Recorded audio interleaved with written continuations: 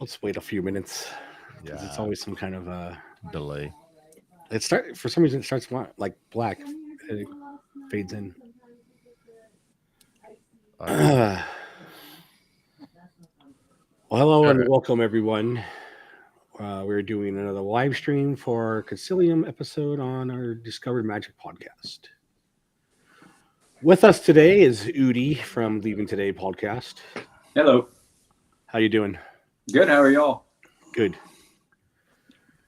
And we have our friend of the show, Lewis. How we doing? Hello, everybody. Louis. Is it still snowing over there? Very much so. Yeah. Here too. It started up again. It got down to 7 this morning Oh, without the wind, fun. without the wind chill. Yeah. Nice. I shouldn't tell you Not that I have really. my AC on right now. Yeah. I would love to have my AC on. I'm trying to get it back down to 72. Nothing wrong with that. I love Yeah. 72. Great temperature. I am just getting over my cold, and this guy below me here is just coming down with one. Yeah, Yeah. I feel bad. Don't feel too good today. Letting everyone know. Yeah. Like the goofy short being sick. Yeah. Yes. No, I can't even do it. Like- Ugh. I know. Is there one being sick? Yes. Maybe beans. Yes. You, it you talks don't about, know? It talks about the introduction of the cold virus into Goofy's system and how the cold virus reacts to Goofy's. Did you just introduce me immune to system. a new goofy Oh my A new God, Goofy Jeff! that's like something I've never Jeff, seen? Are you messing with me right now? Or are you No, now here's the thing. I do have getting really excited.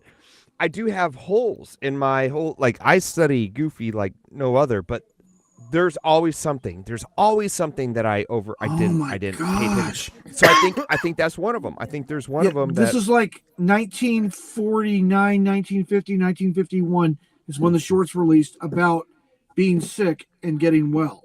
And it's about Goofy Wow. getting a cold.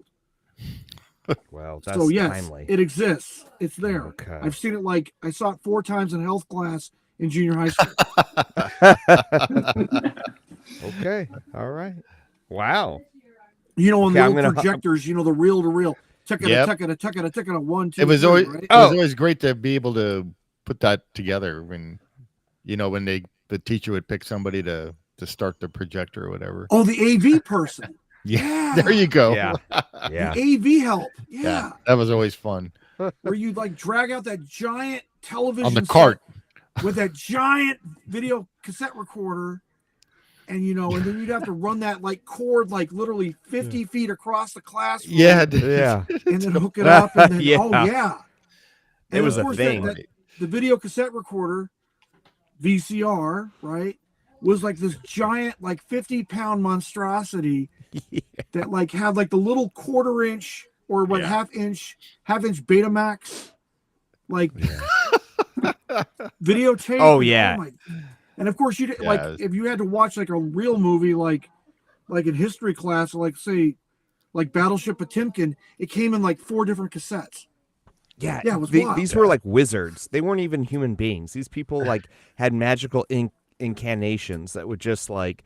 Now I get to watch movie, and you're Yeah, like, you just click how on a button how now." that person got there? I don't know. I don't ask questions, but apparently, that person was always the person that I'm like, wow, they're young enough to know the modern technology, but old enough to know like this is meaningful and we have to watch this old movie. I don't know, whatever it is. And of course, no one ever rewinded the cassettes, so you have to Wait, you could do that? Just be kind. be Be quiet. kind and rewind. Yes. I mean, Jack it's a Black, staple of Danny every Glover. good human being. Mos X. Yeah. Great film. Yeah. Well, guys, what are we talking about today? Sightlines. Sightlines. Sightlines in Louis, the parks. I know you're anxious. Do you want to get it started? Do I want to get started? He's Or do already we wanna get rubbing his started? hands together. Let's I don't wanna let's get talk started. about the berms because those are like the first things that were blocking. certain What about sight the lines. unsightly lines? You know, We like talk you go about out, those too. Believe me, Lewis and I have already talked about some of those. Oh yeah, we're going to talk all You go about out, the unsightly stuff. you try to get a tan, and you're like, oh, is that what we're talking about? Like when is that what? that no? that We're depends not? on Okay. what's trying to get a tan. Like say the backside of cars. No, we're talking about skylines, right? Like no is that- sight line. No, we're talking about a Sight sight lines. line.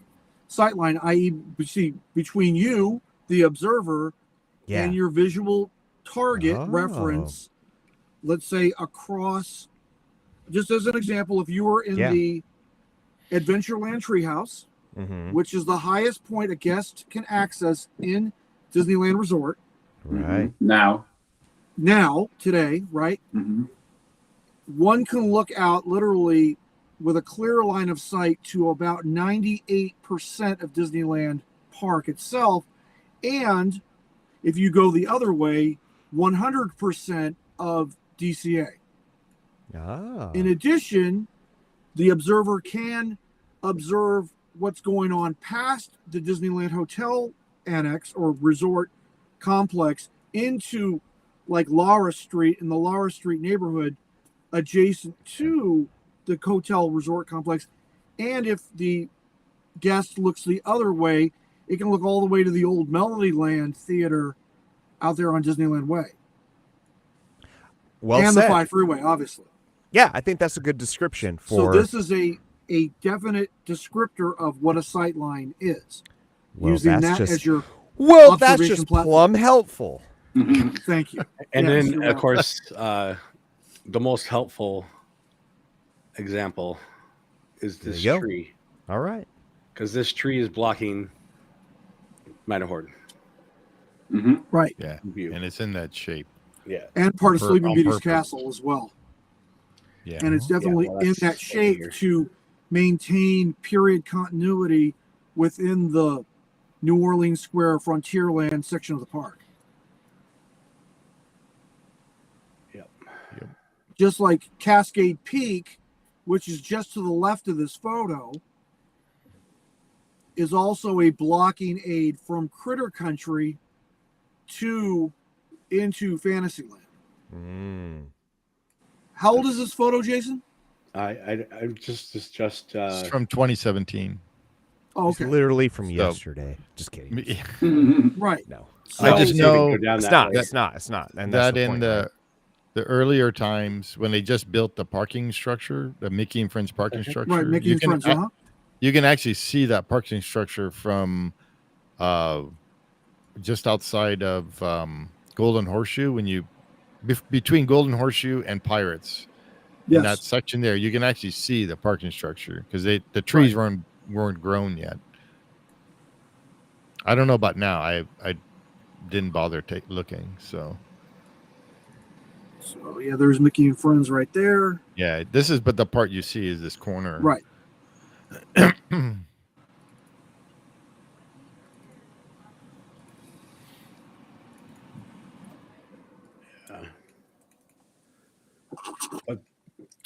And oh yes, and we're about to get to one of my favorite parts here is the busted spires of Black Spire Outpost. Yeah. I don't think I can get on top of This the, this is the thing I want to talk about the berms about is about how Black Spire, the failure to hide Black Spire, the spires is a major that. fail on WDI. Absolutely. Look at Yep. that. Yeah. It looks like a movie set, everybody. Yeah. Mm-hmm. And a Yeah. bad movie set at that. Like a Roger Corman movie Yeah. set, not a George Lucas movie set. Yeah. we actually talked about this last year in the video. Me, Mark, and Udi. The backside of Cars Land and all that, and Yeah, how it's right. just unfinished. And all you Yeah. had to do is like paint that over and put some plywood and just put a tree in Exactly. front of it or something, you know, Exactly. Or some like well-concealed bushes. Yeah, something. or Well, just put I think something on this building to make it look like it's rock and continue it, you know. Right, exactly. Like textured. Like add it to the roof of the building and call it a day. Well, and I it's think. the same, Go ahead. like I said, the Black Spire Outpost, this sorry looking thing here, is the same way at Hollywood Studios in Florida. Yeah. Except they even have more scaffolding exposed on the spires. It's like they didn't even cover the spires in a 360. They like covered 270 degrees, Yeah. and then Well, the all last of these, like 50 degrees, or let me see, 90 degrees doesn't have a damn thing. all of these have a backside that's open, and we just can't see them right now. Well, Okay. yeah, and I think this is one of the things that what makes the sightline so important is things like this right here, because the show being the prominent thing out of everything, right? The show has been and should have been, well, let me rephrase that. The show should be the most important factor in whatever your experience in the park, right? So these are the attentions to detail that Walt, like, they were agonized over, you know. For a lot of people who, if you don't go into that and don't know the history of that, I believe it was the hotel and the sign, they didn't want to put it up because of sightlines. There were a lot of things when they're putting the hotel, the sightlines were key in not destroying the show and the illusion of that. So when you see things like that, these are the little nitpicky, and I don't think it's nitpicky, but some people may. The things that help reduce the overall quality and theming of the park. And so if you don't know it, it's also one of those things that what makes Disneyland and what made Walt and everything was going on so ingenious was the fact that he thought about these things. These are things that people don't think about. Right. And you just go in there and you just feel your way through it. How many people would go into the park? I would say 90% of the people, you go in there and you start talking about sightlines, they have no clue. It's that show without knowing there's a show there.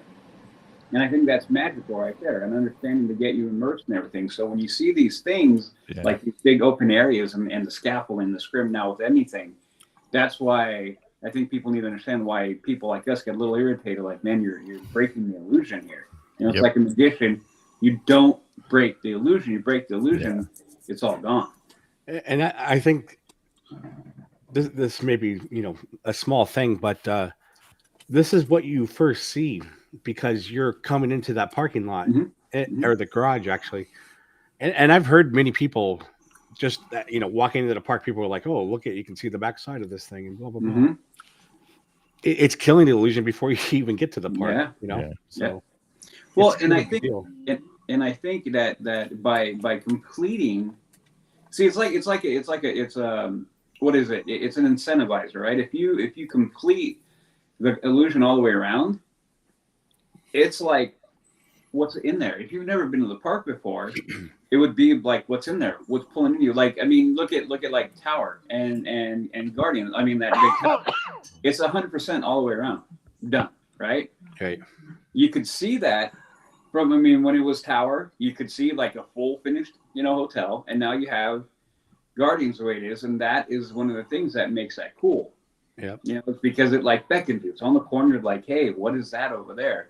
And I think that's another important aspect of this with not maintaining a complete sightline, that it can affect that kind of draw and trying to pull people in and make, start building the show before you even step into the park.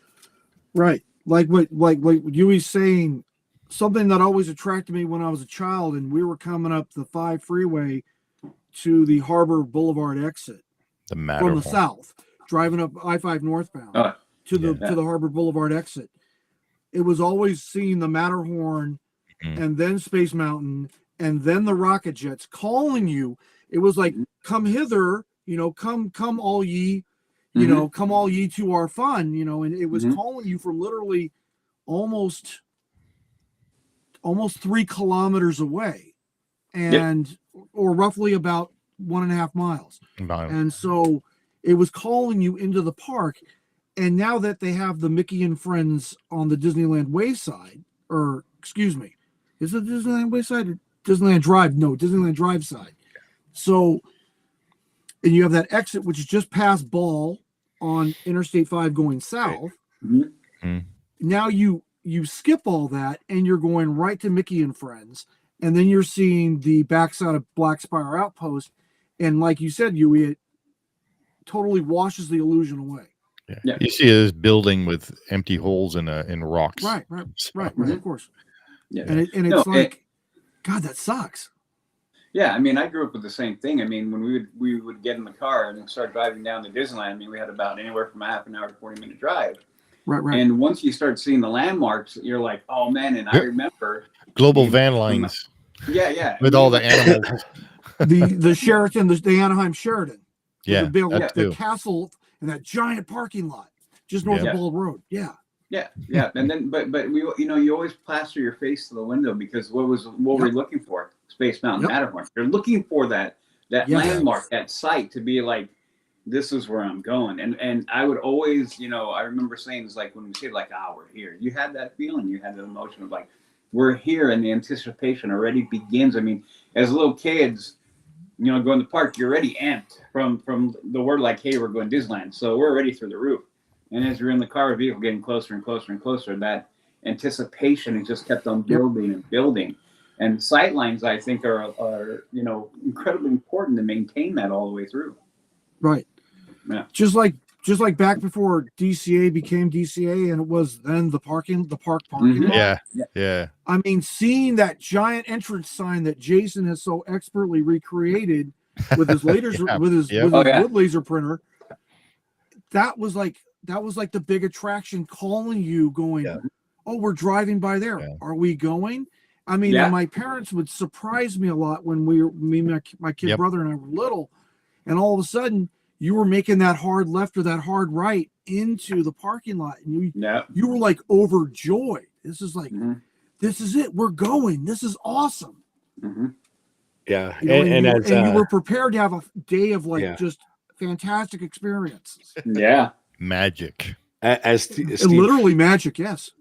as Steve pointed out one time, because back then, when we ride the monorail, you go into, to see the parking lot because that's where the monorail went, and you would be looking for your car. Always. Yep. Mhm. Oh, That was Yes. kind of like the thing to do, and Yeah. now all you see is other people waiting in line. Yeah. Right. Yeah, and then you go through the backside of stuff and seeing. Yeah, I You mean, know, you on the literally California go Adventure through side. the hotel. Yeah, Because I'm trying to remember how big the parking lot was. I think it was 106 acres it was huge. total land area. Big. Yeah. Now the park itself, the Disneyland park itself, is 160 acres. Since the last modifications to like Galaxy's Edge and the whole pushing north of like Mickey's Toontown got it out to its current 160 acre footprint size. So literally the old parking lot, or now DCA, is only slightly smaller than the Disneyland park at 106 acres total land area size. So it's all really, really cool. But I remember just that entrance sign has, from that day to this, has always called people from around the universe, beckoning them to a day of fun and excitement. Yeah. Absolutely. That's what my relatives are saying too. Is when you go to Disneyland, you don't even know where you're at. When before you go into the main entrance with the giant sign, and you go in there, and all of a sudden you're in another world. Mm-hmm. Well, now it's like where do I go? And I'm in a parking structure, and what's all this stuff? The buildings with the empty mountains and everything. Right. It's not like it used to be. Yeah, I'm wondering why they don't have another landmark sign. Like even if they put it next to the parking lot, like why wouldn't you not have that where you can? There is no. They have little signs, with arrows pointing down on the lane where you have to park. Yeah, that's it. Right. Not only that, but like, and I pointed this out on my video where I talk about the landmark signs, where there's these little signs, like you're saying, but like they have like different fonts, and sometimes they refer to it as Disneyland, and sometimes Disneyland Resort, or like it's not even like consistent, Yeah. Codified, unified. Right. I think what it is it's been a shift in focus from the people leading the park. I think that's what it's become. I think it's become a shift in focus from maximizing the enjoyment and the illusion and the magic in the park. So signs and things like that. Again, these are all things that are they feed the subconscious. They don't. It's not something unless we're guys like us, that are talking about it. But Yeah. the majority of the people, it's all these little tidbits that all fashion the experience. And so when you remove the impetus for it being that to more money driven, which again, corporation, you can't fault them to an extent because they need to make money. Well, you'd think they'd still feel that way, but that's why I think they don't do these little things anymore, because I don't think the people currently there understand, either they don't understand or don't care what the overall, how it feeds the overall thing. They've tried to like you're saying, a lot of people come to like, where am I going? What am I doing? They tried to basically make it into a moving the mass of humanity type of thing versus letting the people come in and just kind of take it all in. Yeah. And I think that's why you don't see a lot of those things, which again, some of the iconic imagery is important also, and it builds that. So like, how many times do you, like, I'm going to the mountains today, I've seen stickers and shirts. It's like, it's got Space Mountain, Matterhorn, that kind of thing. And it's the same idea. It's all that kind of vibe. So I think that's why, honestly, the sightline issue is what it is. And little things, little details like that is because the focus has been removed, or not the focus isn't solely on the experience of the day. It's become more monetary. So I think that whole cycle has kind of just kept on moving. Yeah. They're just expecting you to come in, and they don't care if you're getting the excitement about coming in. Yes. You know? Yes. Because like I parked at the Toy Story a lot. Now, a lot of people like parking there. I don't like parking there. And it's like you park there and you have to get on a bus. Yeah. It's just a regular city bus that has a label with Disney on it. And it's like, what is this? you know, this is supposed to be like your first magic experience being there. You're riding a bus. Agreed. You know, and then it drops you off so the kids nowadays or whatever, the first thing they see is the security. Yeah. So it's the same thing with Walt Disney World, and you start your Disney World experience at let's say Animal Kingdom Park, for example. The only way you're going to use Disney transportation to transfer to another park, i.e. Hollywood or Epcot or Magic Kingdom, is you have to get on a bus, just like Steve said, ordinary 45 passenger, double axle bus, and drive the 8 miles up to Magic Kingdom, and it like really kills the entire vibe, because we can all agree here that buses aren't magical. Buses are transportation, right? Whereas and I really hate to drop names from the past here, but let's say Don Tatum or like Dick Nunez was in charge, they would have figured out a long time ago, no, we don't need buses. We need to either build a monorail spur, or we need to have some sort of people mover. We need to have a people mover device moving guests from each of the satellite parks up to TTC, Ticket Transportation Center, and then into the Magic Kingdom or wherever they're going that day. Yep. So I mean, it isn't just unique to DLR and Anaheim.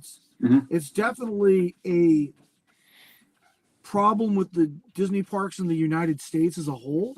Yeah. I mean, now something that's cool is that at least Tokyo Disneyland and Tokyo Disney Sea, as part of the Tokyo Disney Resort, they're integrated just like how DLRA Anaheim has Disneyland Park, and you have California Adventure, and you have the Esplanade dividing both of them. Yep. And it's all of maybe a 70-meter walk between both parks. You know what I mean? Yeah. Yeah. And it's like that with Tokyo Disney Sea and Tokyo Disneyland. It's literally like only maybe a 200-meter walk between the gate of Tokyo Disneyland into Tokyo Disney Sea. Yeah. Now, I rather walk than take a bus. So now something I do want to mention is with Paris, with Disneyland Paris, and Walt Disney Studios Park. Yeah, there is a little bit of a distance. It's about a couple kilometers. and I'm trying to remember because I haven't been to Walt Disney Studios Park, but I believe you get on buses too. So it kind of just, I don't know, buses aren't magic. Buses are transportation. Yay. Yeah. Like, I'd rather get on a monorail. You know what I mean? I'd rather get on Yeah. I'd rather get on a horse-drawn carriage, man. You know what I mean? Yep. At least there's some magic Well, right there. Do you, Omnibus. do you remember Knott's Berry Farm way back when? Yeah. You ride on a little trolley that took you Right. from the parking lot into the Right, front. right. Yeah. Mhm. And it was horse-drawn, wasn't it? I don't remember if it was or not. I actually saw the trolley over at the Inland Orange Museum or train The museum. rail museum out there in yeah, Paris, right? in Paris. Yeah, it was over Okay, there. that one is Yeah. horse-drawn. Yeah. The okay. one they have on display there at the rail museum is a horse-drawn, Okay. rail So that's the one that just like- just like the one you have on Main Street now. on Main Street. Yeah. Except it's just a different shape and it's the dimensions. It was are slightly red different. and yeah. Right. Yeah. As opposed to just the natural woods and the beautiful Yeah. green painted metalwork and stuff like that on the Disneyland carriage. Yeah. But yeah, I mean, Yep. even like I said, even getting in a horse-drawn cart and taking that 3-kilometer ride between DLP and Hollywood and Disney Studios would be a cool thing. Instead, you have to get on a doggone 45 passenger bus. Yeah. Yeah. But then I guess I'm just being a whiny little, yeah, Well, the tram. I like the tram system that Yeah. at Disneyland. You know, when Because you park that it, feels like a ride before you even it get to the does. park, Yeah. Oh, And then yeah, and like at Epcot Center at TTC, you also have the trams that are a lot like the Disneyland trams, same Yeah. configuration. I like the old ones better, but that's I guess because I'm more Side of a ones? purist. The ones the ones where you had the smaller tractor, not that giant Yeah. monstrosity Mm, yeah. like It had one giant Enclosed long cockpit. row. enclosed, operator cockpit. Yeah, on the blue and yellow tractor. one. Right. But the blue and the yellow, those are beautiful. Yeah. And then you've all seen like the old footage of the single axle trams. Yeah. Not the dual axle, but the No, single yeah. axle. Like even the first ones, I think, were that way. Yeah, the Mhm. first iteration. They were the ones Bob made them based on like right, a farm tractor. right. They're based on farm implements. Absolutely. Those are even cooler. Because it's all this balancing act. And of course, back in the 50s, people were, I want to be polite here, Skinnier. had less mass than they do today on average.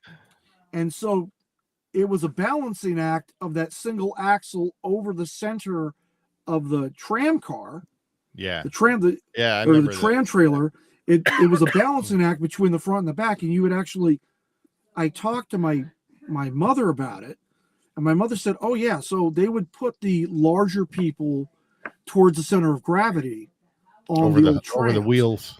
Right, and then they would put people of smaller mass towards the ends of the tram car, and that's how they'd work the issues.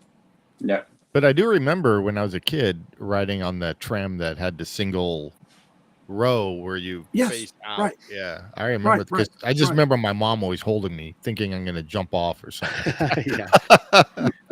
You're at You probably Disneyland. Of course, you're going to want to remain intact for the duration of the ride. Of course, because you fall out and bust your head on the asphalt there, you're not going to be able to go into Stay Disneyland over. now, are you? Yeah, yep. So Louis, when we were talking about the actual firms, you were saying there was some mistake that they made. Oh And I was yeah, like, I wanted right. to know what that was. Right.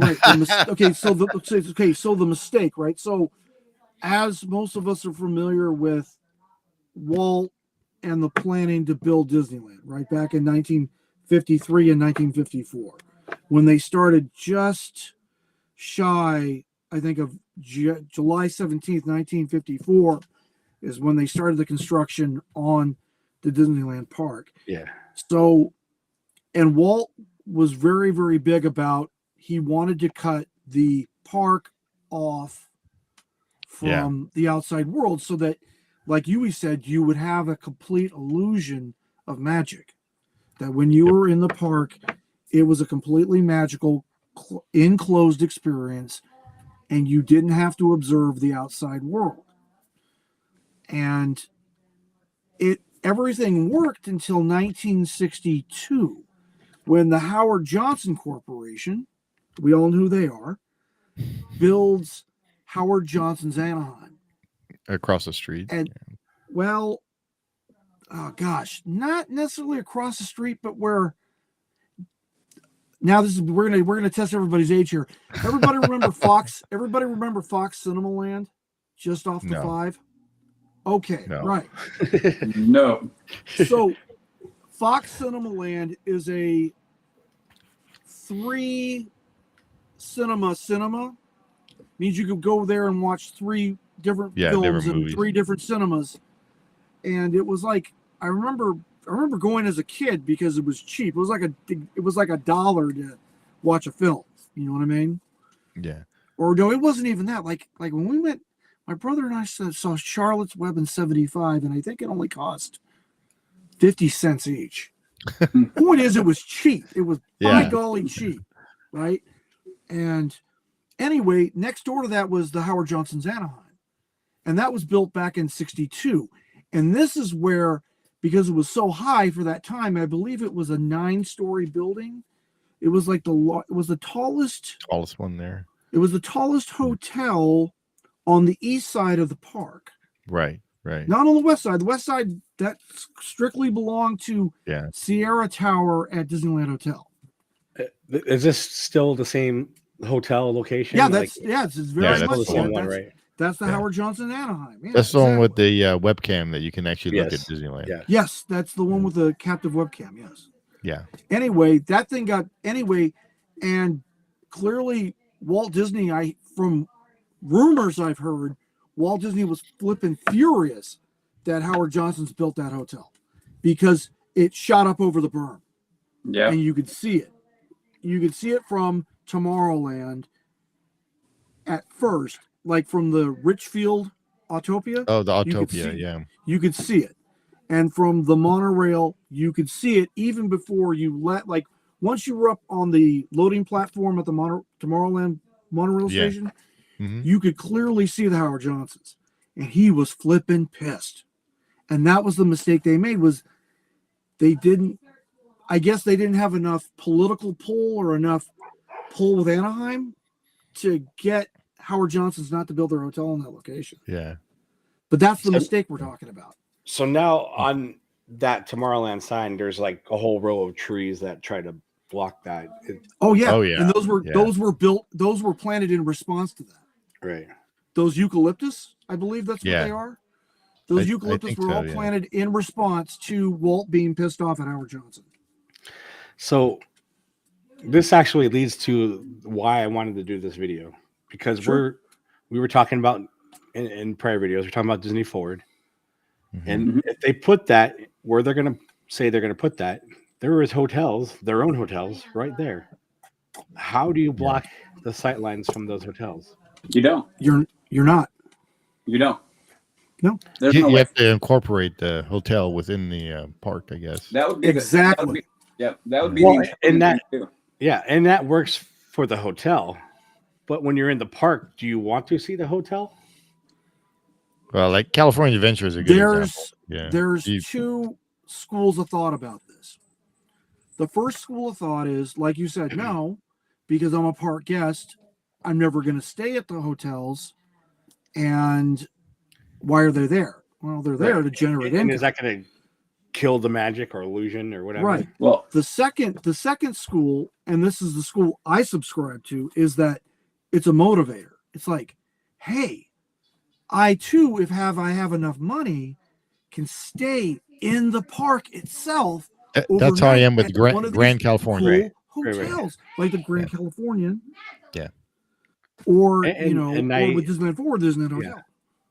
And that's awesome. And that, like I said, from the hotel's perspective, that's cool. And then I got a park side hotel room. I can look at stuff happening. Right.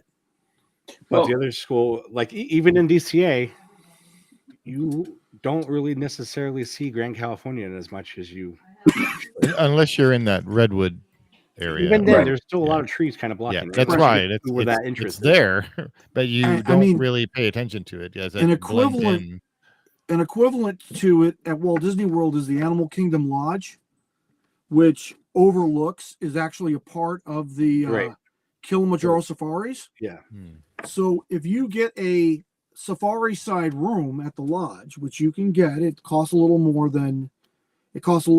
than the normal rooms, Yeah. but you have literally 24/7 access to the Kilimanjaro safari. And from what I've seen, the giraffes actually come right up to the retaining fence and Oh, that's cool. wiggle Yeah. their ears and flap their And do- eyebrows Yeah.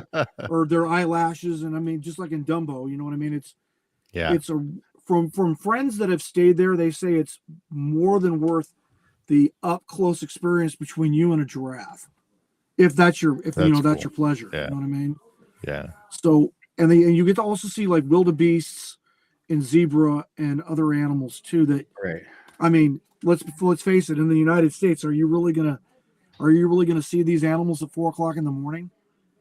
Unless you're out on safari in Africa? Yeah. Probably Right. not.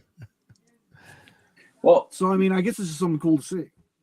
Actually, Yeah. I wanted to just point out that they said hello to us. So just saying hello. Yes. The Sui, or how do you say that? The Sway? No, it's suey. You said it correctly. All right. It's how you call a pig. Sweet. Oh, Yes, it's how you call domesticated pigs to you. okay. Because I don't deal with the pigs. So. the pitch and inflection of your voice, if you do it high enough, replicates that of a pig squeal, and the pigs become excited and they'll come to you. Because normally they Wow. associate that sound with food. Mm. So I don't know, just little say, come here. I remember stupid- hearing that many times, people yelling it like that. right. Because they're attempting to attract the swine to them. Yes. so I have Oh, really? Is that the The case? guy in the top right corner looks like Tony Soprano. Is he in the mafia?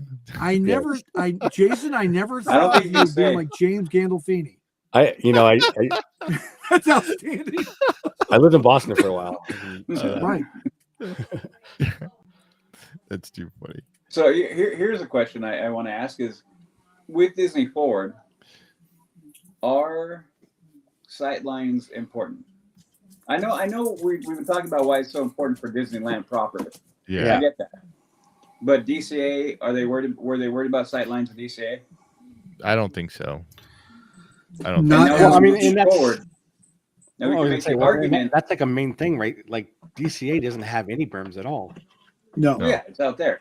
Yeah. They have walls. That's why I'm asking. So, is that important to worry about sightlines in Disney Forward? Well, I mean, and I think that's like where we're getting at with this whole thing, right? Is if Walt was still alive, they probably would be, but now no one really cares. Yeah. And I guess that's more for the question for you guys is how, with that being the case about how we all kind of treat each park differently, right? And we know Disneyland sightlines are important, but it went to DCA, not important at all. And now we're going to the possible expansion. Is that important to you guys to maintain that or not? Like in DCA, how many times you go, well, that's DCA, and you kind of just like it's DCA. You know, it's not Disneyland. The whole Disneyland at least I do. There's a totally different feel for me. Exactly. So Yeah. that's what I'm saying. Okay. So does that matter? Yeah. So I do want to put my input in here. So Yeah. it's not so much for me or other adults that have already experienced the pre-DCA magic that was Disneyland. However, being a grandparent of small children, I want Disney very much to place an importance on berms and sightlines as to maintain my grandchildren's illusion. Mhm. Right. That may sound ridiculous and it No, may no, sound no. Yeah. costly, No, that makes but sense. it's like I am paying like tens of thousands of dollars for my grandchildren, like I did back in 2022 when I brought all my grandchildren to Walt Disney World.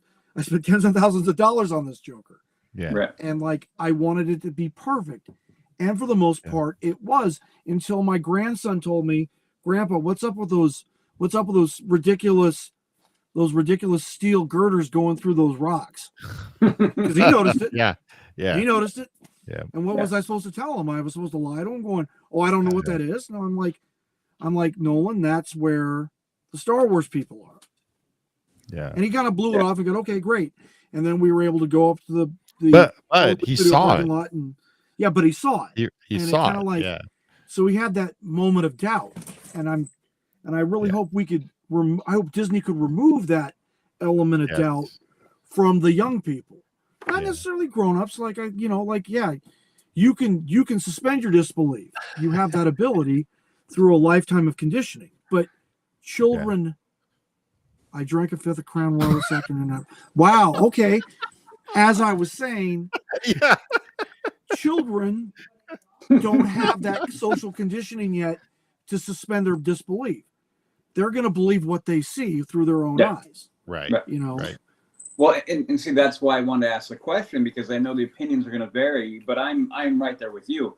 I think if you're going to continue to do that in any way, the show is of the utmost importance, right? There's been 100%. too many things. Yeah, there's been too many things that have been degrading that, and it's what's causing a lot of the issues. I mean, again, one of the many issues happening with Disneyland as a whole, and these are all like the indicators I talk about all the time, is that this is another thing, and the return to these little details is incredibly important. We need to return to all these little details, because that is what is important.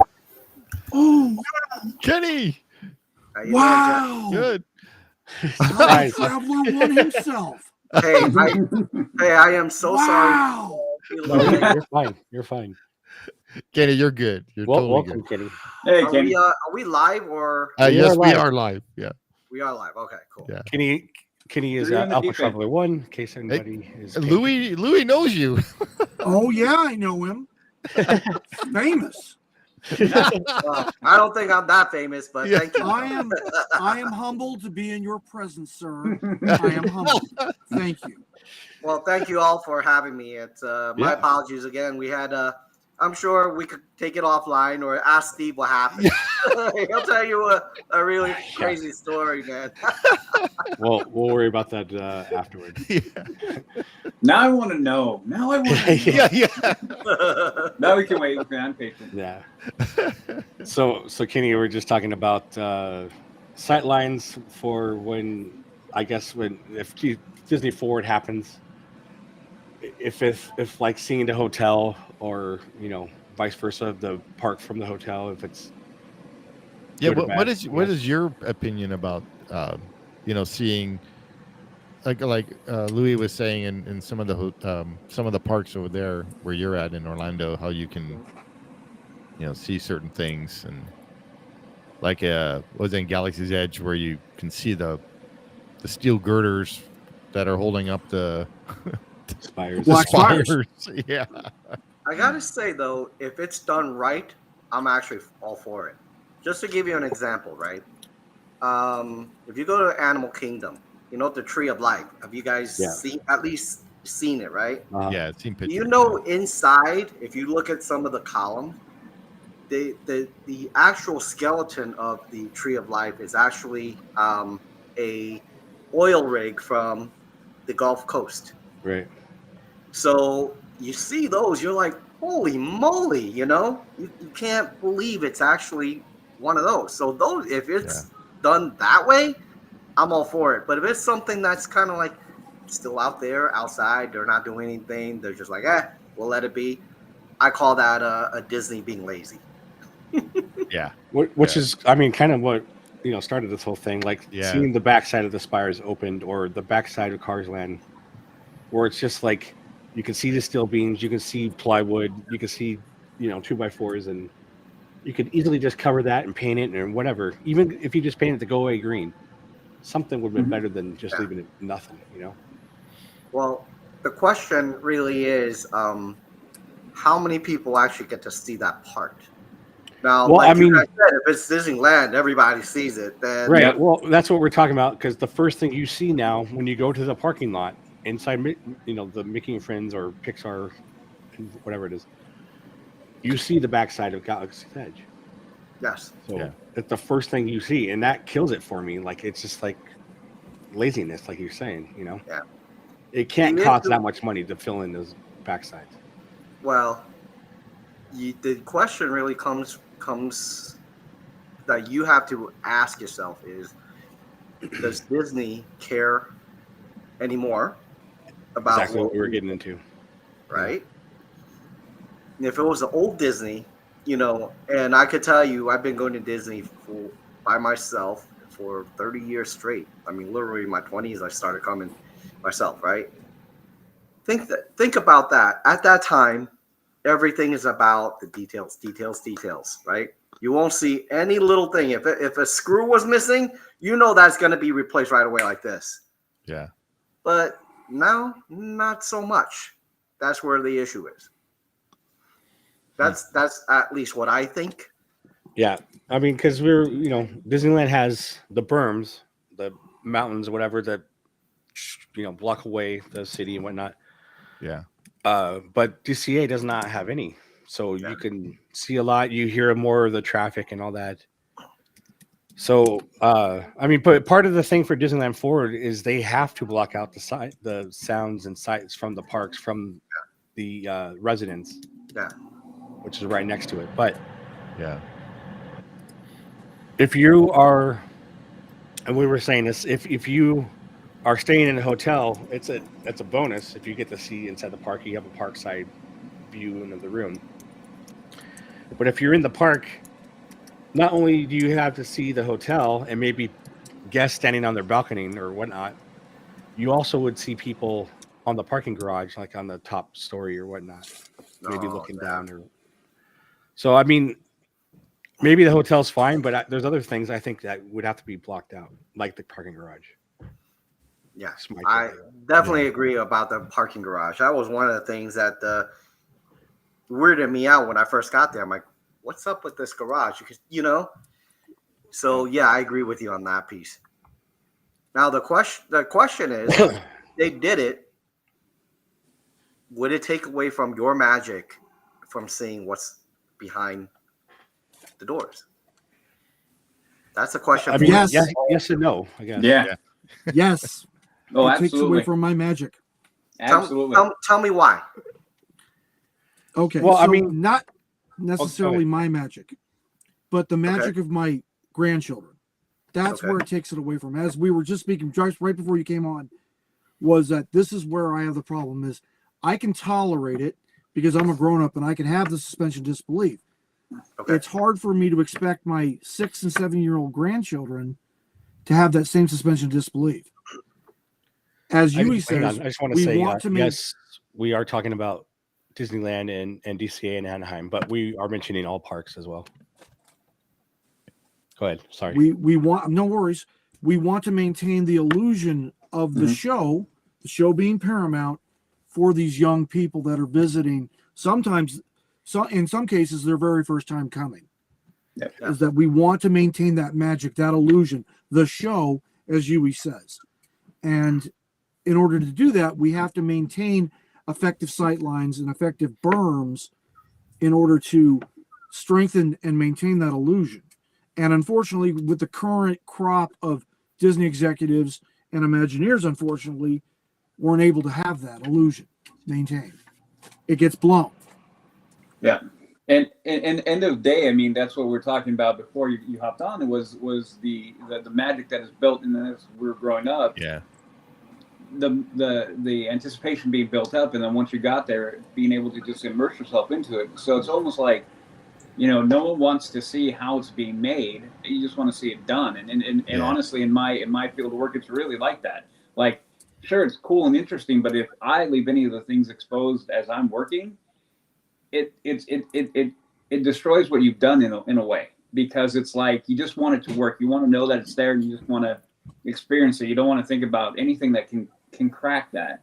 So that's the big problem with doing unfinished facades, not ignoring sight lines, and it just helps. It's little pieces that removed that little bit of magic that has been built over the years. So yeah, I mean, it's incredibly important to maintain that, because it's what's elevated Disney and Disneyland parks to the level where they've been.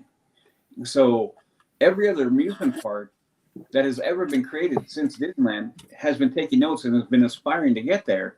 And it's that little magic, those intangibles, like I was saying before. Not how many people, when you talk to them about sightlines, have no idea what you're talking about. None. But they feel it.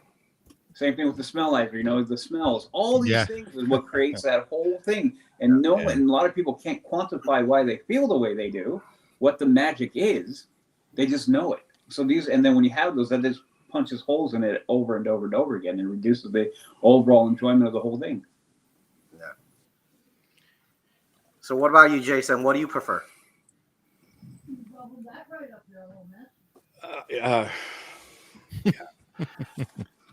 So I mean, here's my main take. So if you are building a land that's themed to a certain thing, and I can see over the land and see people looking at me from the garage or from the hotel, that kills it for me. Yeah. Right. I mean, I think that would kill for everybody. Mm-hmm. You might not care as much, but it's still, killing the illusion of that storyline. I'm not saying that, obviously we don't believe we're in the place, but it takes you out of that magic, I guess. So what about you, Steve? If you had a choice, they said, we're going to patch it up, put Jason said, put Go Away Green, versus, you know what, let me just leave it there and show you the skeletons and bones. What would you do? I would patch everything up. So it was like I was saying in the beginning, when they first built the Mickey and Friends parking structure, and they were redoing, the train over at Disneyland, the route and all that. How when you were standing between the Golden Horseshoe and Pirates, you had a clear shot and you can see the parking structure, and that was like horrible, because you're like, why am I seeing this? I don't want to see that. I'm here. I'm trying to get away from that. That's why I'm here. So, the trees haven't grown yet, and I'm not sure if you can see it now, but if they build Disneyland Forward, I really hope they separate that, because I don't want to see that. Like I said, I'm what is that? Steve, are you supportive of any changes in Orlando? Yes. The same thing. If as long as they do it right, without messing up the experience or the magic, they should do it. You know what? Here's how I see it, and I'm coming from a very business analytical perspective. I think Disney, they're great with their numbers and analytics, but here's one thing they're missing. If you give out too much, it gives away the magic, right? It takes away, right? If you don't put any in there, they won't know what's happening. You're insulating them. There's a problem with insulating these things. I'll tell you why. Because they have the behind the magic tours. If you show them what's behind there, and people like us, we want to, hey, how do you do this, right? Yeah. And if you tease them, just have a little bit of something that says, hey, wait, how does that work, right? And then they're like, oh wait, take the tour.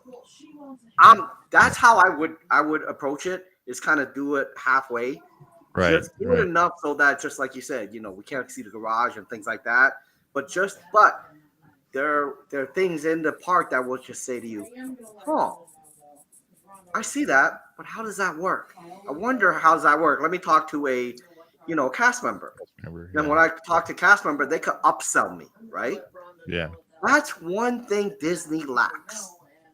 Well, they don't have someone thinking. Can I jump in? Can I jump in real quick with that? Please. Because as you're saying that, I there's a part of me that understands that point of view, but I'm going to go with this. Okay. people who want to know that are going to go find out how to do that. They don't need the tease. They don't need that broken crack in the window to see it. People like us who want to know are going to go find out. We don't need that. So to me, I see your point of view from that monetary side, but the other point of it is like the magic is more important.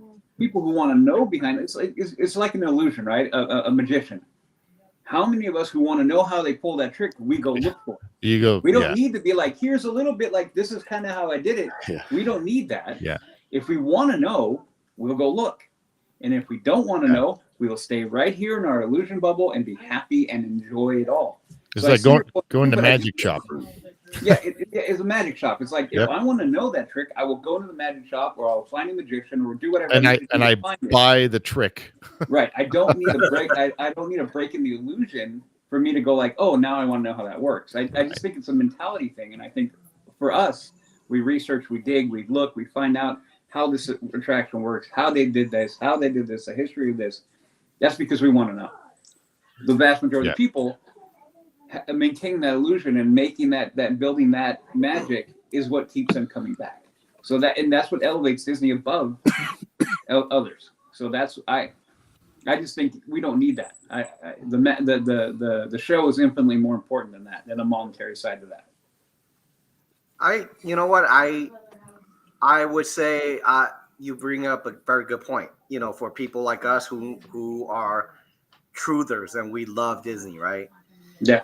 But here's the thing: the one thing that always bugged the hell out of me is when they interviewed all the CEOs. They said their actual customers that they're trying to go after are the top like 15 to 10%. Those are the people who don't do their own homework. You know, No, they just I want, get hey, that. you know, Yeah. I'll give you a whole boatload of money, serve me up a dish. Well, I think and Steve, that's the thing that I think what Disney is going after. yeah, and this is where we can get into a discussion about the difference in philosophies of what Disney's doing now versus what they did in the past, and who they're going for now. That's a whole different discussion to talk about whether or not that's a good business plan or not. But you're right in that sense, because those are, again, it's Disney finding an excuse to be lazy. Yeah, is really what it turns out to be. So that's why I'm like, no, I mean, it doesn't work. I don't think long term it works. It takes away from what the company and what it has spent decades trying to build. It takes away from all that. It undercuts the entirety of the whole thing. And eventually, you can ride that train for a little while, but eventually it's going to fall down because you're eroding the base. You're eroding the foundation. I do agree with you, because I remember when they were redoing the Disney here in the Magic Kingdom, the Main Street USA, they put everything in scrim. And every time I walk by, I'm like, yo, this is so ugly. You know, first time you're like, hey, he's cool, you know, but then you're over and over. Yeah, you're right. So I agree. So there has to be, I think, a group that kind of really oversees that magic. Oh, 100%. What you're saying really makes sense, is because years ago, when I came to Disney, everything was magical. Everything's about that magic. Right now, it doesn't feel like everything's about the magic. And right now, everything feels it's about this. The dollar. I said that earlier. We started off the show with that. Yeah. I just want to bring up, you talk about the scrims and all that. 9 times out of 10, though, these days, the scrims look like the buildings they're covering. So that's means that someone must care somewhere. Yeah, and that's the right thing to do if you have to do it. Right. Yeah. Because otherwise, they'd just be the gory green, you know? Yeah.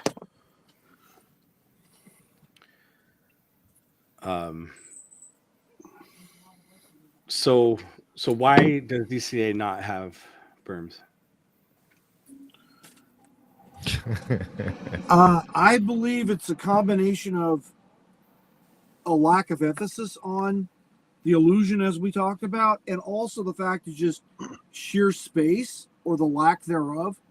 I mean, as we were talking earlier about how Cars Land is literally at the corner of Catella and roughly around where Catella and Harbor Boulevard is. Yeah, it's like right where that And hotel. Mhm. Right, and you're able to see like the rocks of the Cadillac Range, which is Yeah. the back wall of it from the park Yeah. side. But Yeah. on the street side of it, it's just more ugly, exposed, like 2x4s and steel beams, and like you said, I Yeah. mean, let's spend $4,500 in marine plywood and like pour that crap up. You know what I mean? So you don't have to look at like the interior guts to the Cadillac Range. Yeah. It'd be cool. It- I was thinking about along the lines of like what Uwe was talking about with Disneyland Forward. Exactly that right there. Yeah. Does that look It was- attractive? It was worse. I This understand. was, yeah. It was worse. But like Yeah. with all these trees there, like Goy Green would have been perfect for this. Yeah. Like it would have been that Absolutely. It would have been better. Absolutely. Yeah, that Alpine Hotel is hard. Yeah. old. 60s. Yeah, definitely. Yeah. Yeah. Yeah. So I mean, Yeah. So like in the Disneyland Forward, they can't have that. Oh Like- yeah, that's what I was yeah. going to think about. I was Yeah. thinking about what Yui was talking about with Disneyland Forward, and I wonder how expensive it would be to put like large, like projection mats across the above the level of the fencing around around Disneyland Forward, and just have like projections blocking. It's sort of like a screen berm. Whereas opposed to like something, made out of like earth or like reinforced concrete, it would be just a screen that, you could obviously move with inclement weather like Santa Ana winds or whatever. But and you would just put projection onto the screens from the park side. And then on the street side, you would just see like the backside of a gray screen, like around the perimeter of Disneyland Forward. And I'm wondering how expensive it would be to do that. And would DLI or WDI and or the executives be interested in pursuing that course of technologies? Well, in my opinion, is one, they wouldn't, and two, if they would, it would be that, because it would be the least expensive route to go. Yeah. Currently, where it stands, where Disney stands, I don't think they could. If they do get all the permitting and everything and rezoning and everything they need to get Disneyland Forward going, I don't think they have the capital at the moment to really go deep into that. That's just I think my personal it'll be opinion. covered with buildings and facades and Yes. trees. So, because what I'm drawing from though is I've been following what's been going on with the retheme of Splash to Tiana's, yeah. and some of the things I'm seeing have me a little like, oh, I don't know, and it has a sense of it not being to the level of what Disney has done in the past. Right. So this is where I'm kind of like, again, this has all come from the head of the company and the head of the parks divisions and everything else like that, WDI and all these things. The heads are going to be the ones that have to manage all this. And this is Yeah. where we come into the discussion of who's in charge and who makes these decisions and how much budgeting and so on and so forth. So I honestly think if they were going to do it, which they should do, they need to do it properly. They need to do it right. And this is where I always go for, and it's easy for me to say, is that the initial investment is where you're going to get your return. You need to build that, and then that's how you get your return. And I think the foot is there where they don't think about. They always think about that, and they don't worry about the return. They always think about initial investment and don't think about, like, if I go a little bit deeper here, down the road, this will all come back to me in droves. And I think that's where the main issue lies with that. Well, I was Louis, watching let me answer a really quick question for you. Sure. So you talked about projections. I remember reading somewhere on like a entertainment magazine. They said that if you want to project, it's actually usually about 100 to 200,000 for mapping. And the reason is because they have to take into account the color, the texture, and everything else. Now, that's for the big things, right? Now, for little things like Steve, you remember I had a video, where I got stuck on people moving. Yeah. You saw those trees, right? Yeah. They said those average about maybe 10 grand, if that. Yeah, if that. So the question really is, how much are you trying to cover up, right? Mm-hmm. And I also read that the article. It was the actual magazine that was on a plane. So they were actually talking about the magic, and they said for those people who plan those, they're actually not planning that big upfront cost. It's actually the upkeep afterwards. The maintenance, not Yeah. the Yeah. not So the they front said end. the reason why the lower ended one's so cheap is because Disney already has their own tree and botanist groups back there. I'm like, Yep. really? Yeah. At No, they're Disneyland, like- they have a whole section at Disneyland. Yeah. Well, So- Walt Disney World, the nursery's huge. Yeah. The It's- park you nursery take the is train route literally over a there. park into its is literally a park into itself. Yep. So that's kind of like just to give you an idea how much it costs to cover some of those things. But I agree, Right. For Hurry that I really they take away if they're not done right, like with Tiana's. I kind of looked at it. I'm like, yeah, okay, it's not impressive for me. I can tell you that. Yeah. when Yeah, I walk you've up, I'm actually like, seen it. yeah, Yeah. I'm not sure if that works. And we were just talking about how if that doesn't meet the standards of or more than the expectation than Splash was for all of us, Mm-hmm. they're going to be in big trouble because they need to be Agreed. better, as best or better Well- than how Splash was. Steve, Yeah. did you see Dallon's video this week about the 6th generation audio Tiana No, audio no, I haven't. animatronic? I haven't I seen did. that. Yeah. I saw a video on it. Watch the video. Okay. This Okay. 6th generation audio animatronic Is that the one is with gonna, the it's gonna blow your socks off. new But- Tiana? But is- here's the Right, thing, right. though. yeah. I remember watching a video on WDW Pro, I think, Right? and he was saying that Iger wasn't very happy, and he goes explaining that the reason why he's not happy was because the old one, every room that you go into have at least average of 3 animatronics. Yep. Yep. This one has 1. Yeah. So But there's a If big Iger difference. Iger is not happy. Who But there's a big budgeted difference this between thing? a 3rd Yeah, gen true. audio animatronic and a 6th gen audio animatronic. mhm. The 6th gen literally is almost semi-autonomous, like the Spider-Man Stuntronic, which is like Right. the cross between the 5th and the 6th gen audio animatronic.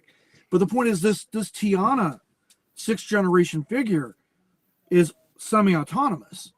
That I don't get why Iger, Mr. $1 billion himself, can't figure that out to save his ass. Pardon my language. Yeah. That this thing's gonna rewrite the story. This thing's gonna change the narrative. And they have not one, they have 2 6th generation Tiana figures that Dallon showed on his presentation. They showed the one in the outdoors outfit, and then they showed the other figure in an evening ball, like she is like at the end of the Princess and the Frog film. Yeah. The actual. You know what I like, mean? print- And yeah. these things are gonna like blow your socks off. Like Dallon just showed a little bit of the movement of the 6th gen figure.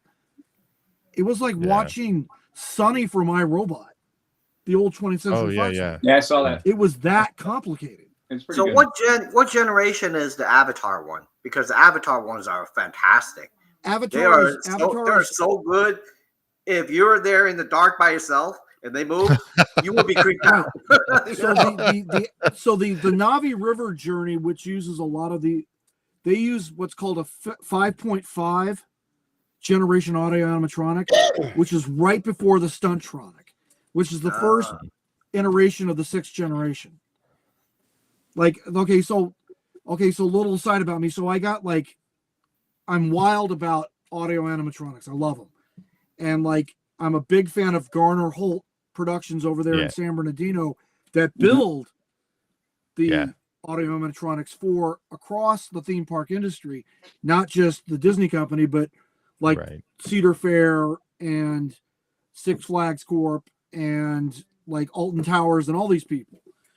So I've been following the course of the generational development, and this is where we're starting to see with the 6th generation semi-autonomy, meaning that they're given a computer program and they follow a track series of movement that's a lot more fluid than my old favorite, like 1st generation America Sings figures. Yeah. I mean, as cool as they The- are, the they're Eagle. 1st generation. There's a Sam limit. the Eagle. Yeah. Right. Yeah, but- Sam the Eagle, Ollie the Owl. Yeah.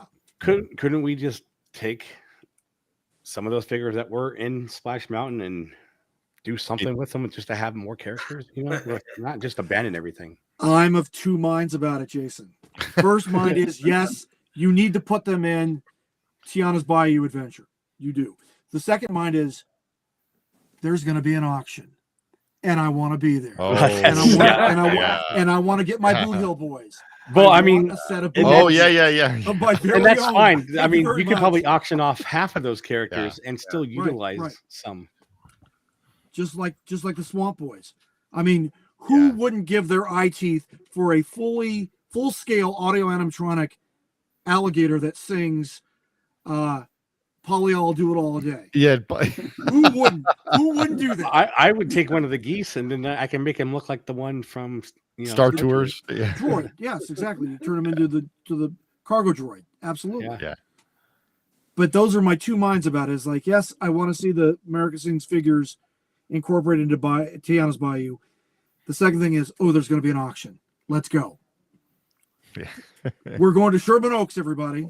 Yeah. Down to the Van Eaton Gallery. I remember this was years ago when the old Imagineers were designing all these things, even to cover things up, right? I remember I was in the Magic Kingdom. I overheard one guy. They were asking him a question. They're like, "How do you design things so that people will be like, hey, this is great, but it doesn't take away from everything else?" Literally, I remember him saying they storyboarded. Literally, even these things they storyboard. I'm like, really? I thought, movies they storyboard. I get that. Yeah. They're like, look. And then so I got into the conversation. I said, that makes sense because if you storyboard it, you could follow it and see where their eyeballs are. And his exact words was, bingo. That's exactly what you want to do is to walk through it, see where their eyeballs are. Because if their eyeballs are over here for too long, and you want them to look at the souvenirs here, you failed. I'm like, Yeah. wow, Well, yeah. this is amazing mar- how much stuff that they have to think about, In the Mark Davis book, in his own words, which was made by the Pixar people in commemoration of Mark's works, they actually showed a lot of his storyboard art for Country Bears, for Haunted Mansion, for Pirates, and for America Sings, and they show it in storyboard sequence. And like Kenny says, it's mind blowing to see how meticulously they're planning out the theming and pace of the show.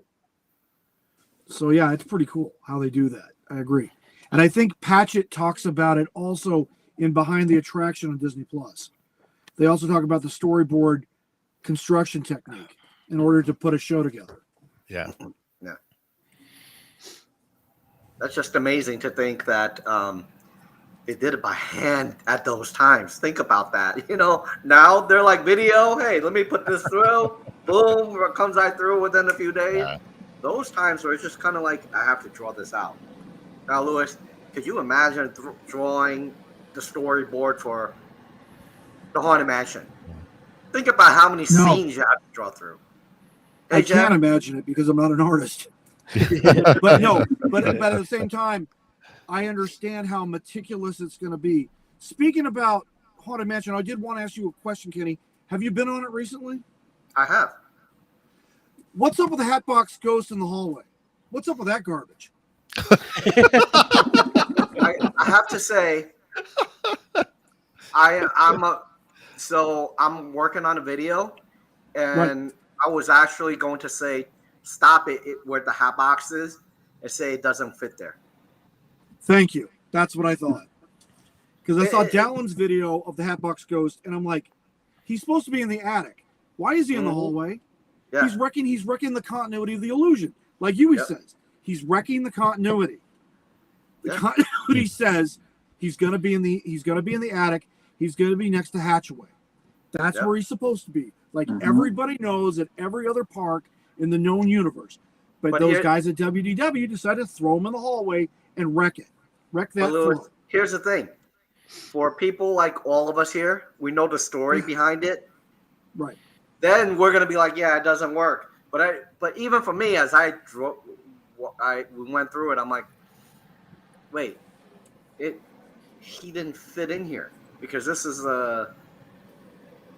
where he was actually a hallway of a mansion, and he got a knights there and everything else, and his demeanor just didn't fit right.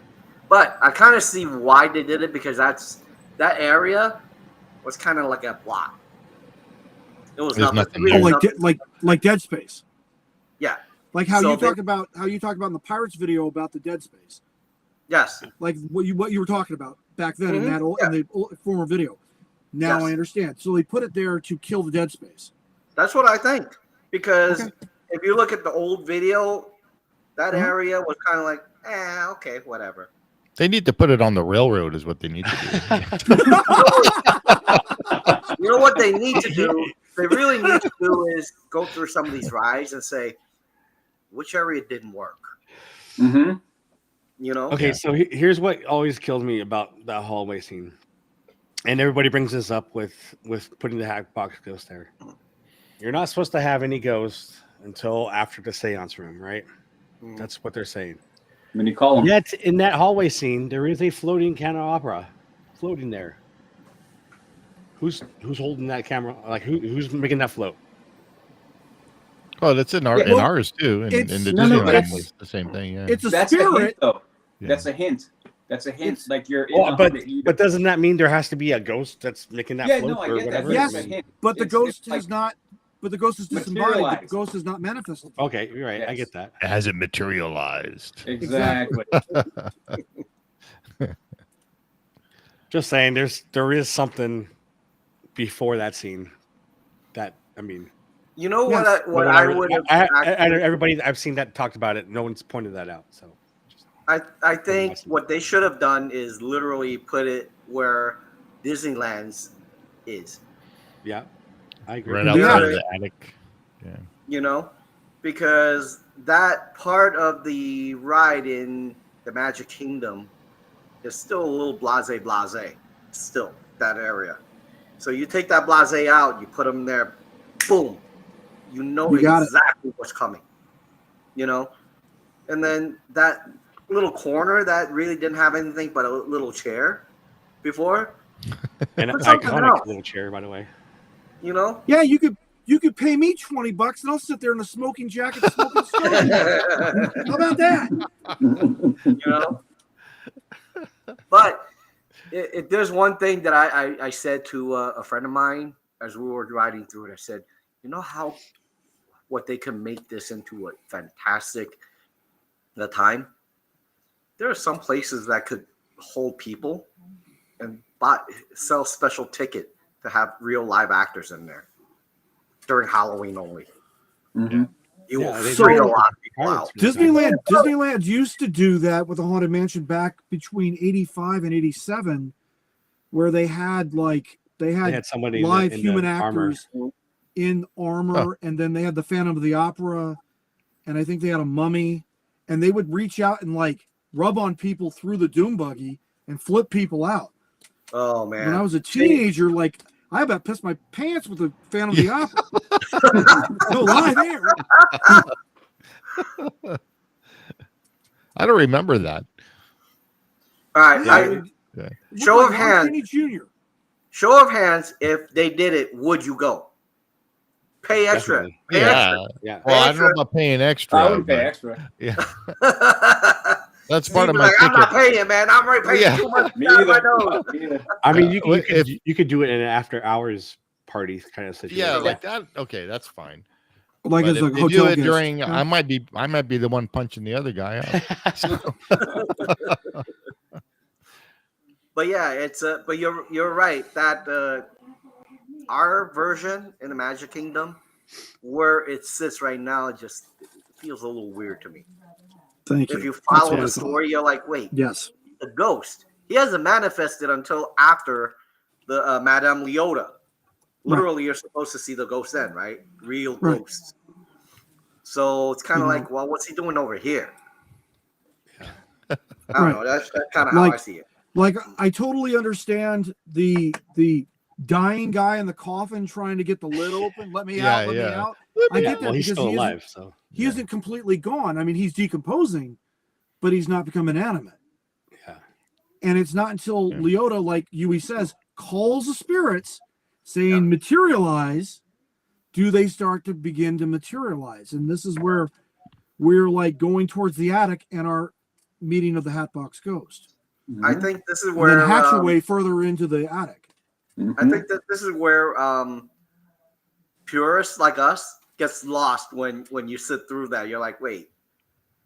I'm thinking. I'm back- lost. Can I admit it? I'm lost. I don't know what the heck are you talking about. My porch. Well, I don't even know what's going on here. Well, I just stumbled in this here podcast. Well, I don't even know.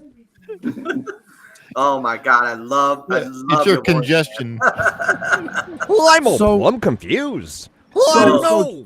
God. So, Jeff, we're currently talking about the Haunted Mansion Yeah. at Walt Disney World, and we're talking about the placement of the famous Hatbox Ghost, which Well, his placement at Magic Kingdom is different than his placement at DLR Anaheim.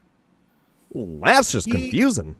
Right, I understand. Yeah. So at Magic Kingdom, he's right after the hallway. Have you been on the ride, Jeff?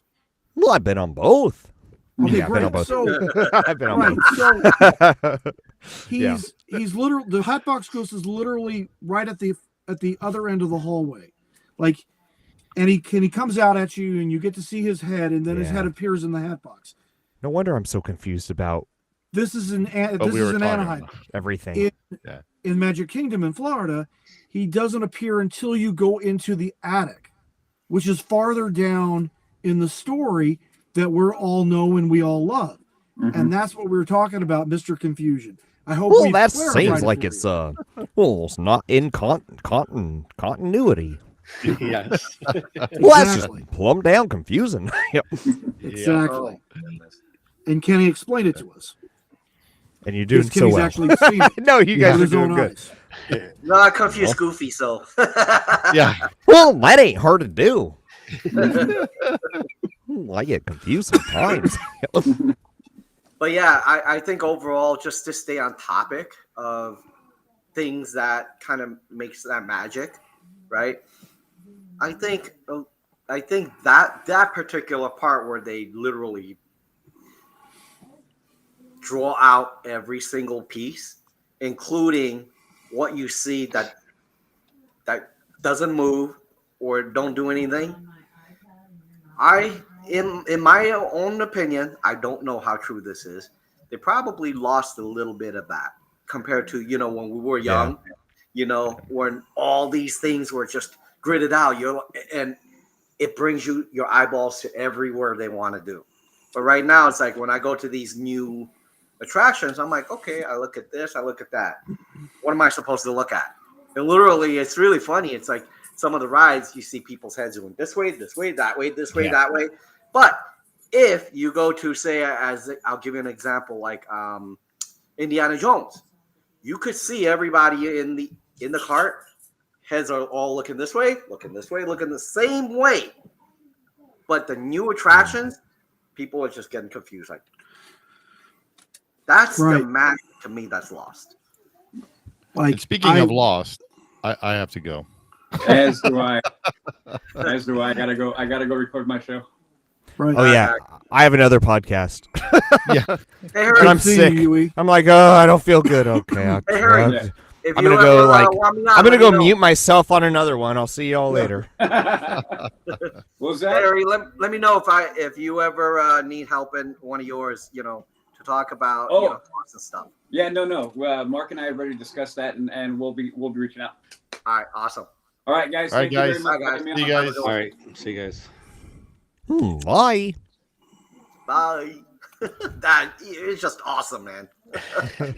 Now I see why it says Goofy Dupe. I'm like, Well, oh, I see. Well, I'm just the goofy dupe.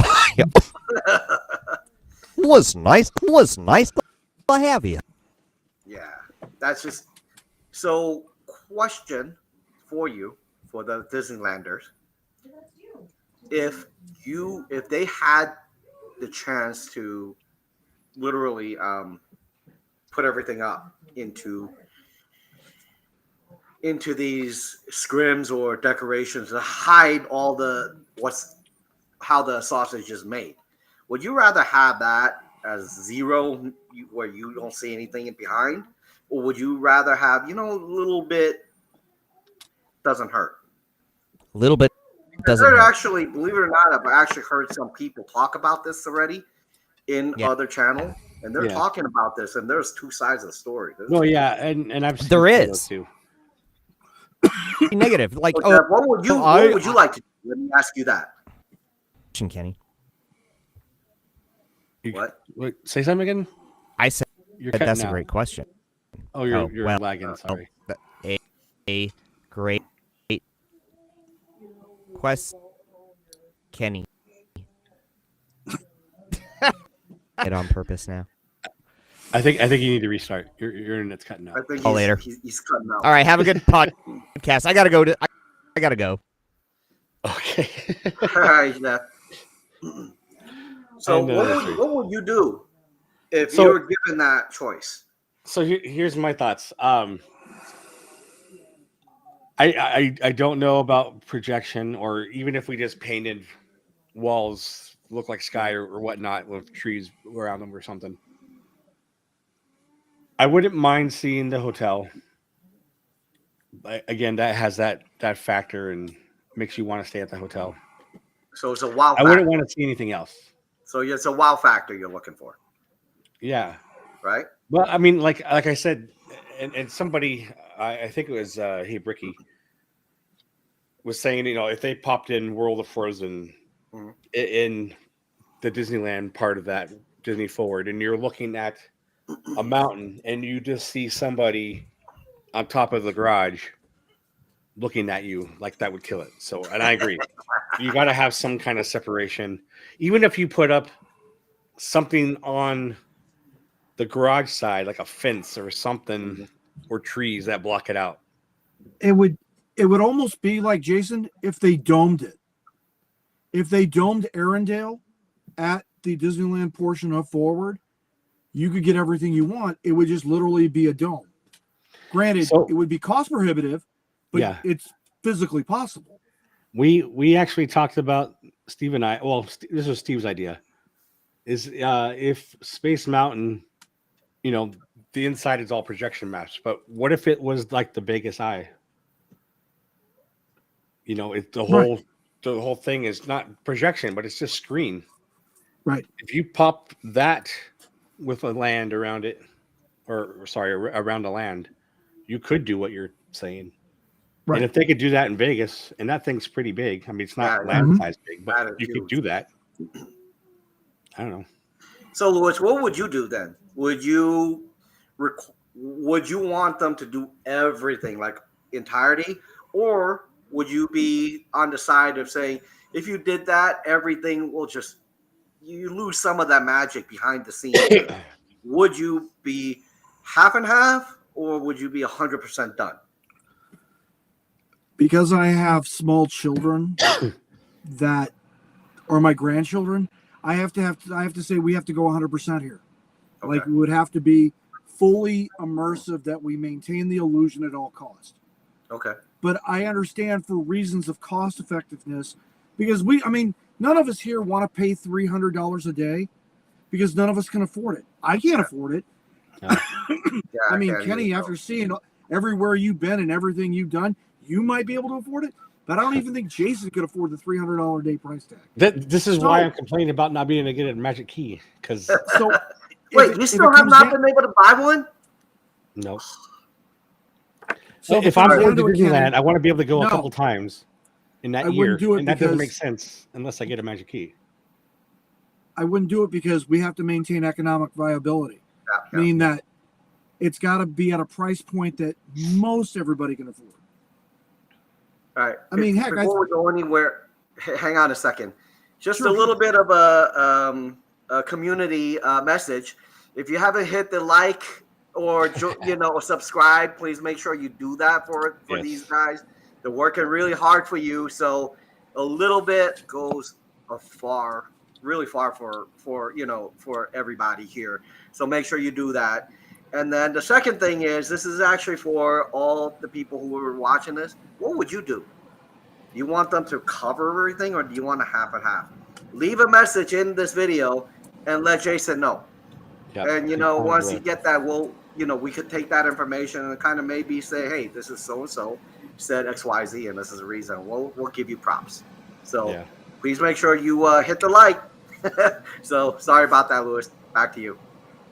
Oh, it's all right.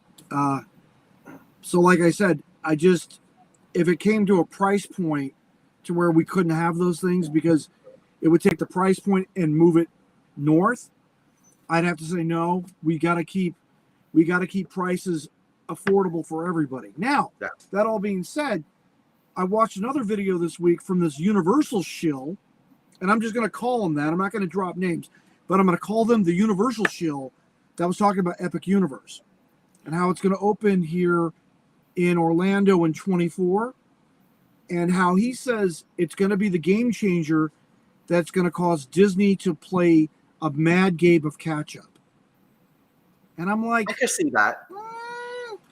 unless Universal's really going to up the game as far as like 5th generation, 6th generation audio animatronic, full immersion in their attractions, and then do the whole scalable world thing to the level of Disney, I don't see how they're going to be able to compete. Did you 'Cause- see the video on Yes, the oh. trailer? Which trailer? Where Universal showing how it's going to look and everything? Yes, I did. I have seen it. So they call them portals Yes, because you're going through a door and it's in that world. right. I mean, this is exactly what we're talking about here. Mhm. You're going into a portal where you only see what's in that theme. You're not seeing. You might see mountains and stuff, but you're not seeing anything else. And one of those things is a completely original idea. So, looks like Jeff is back. But you know what, Louis? I have to say, right? I think Universal, my own opinion, Mhm. I don't know what this new park looks like, but I think Universal does a better job hiding other lands. Think that Oh. through, right? Okay. You go to Harry No, I would Potter agree. land, you're in Harry would Potter, agree. man. You're not seeing, anything else, right? I would agree with that. Yes, If you go to Disney, Wizarding World of right? Harry Potter is extremely well done. Yeah, exactly. So if you're in, I'll give you another example.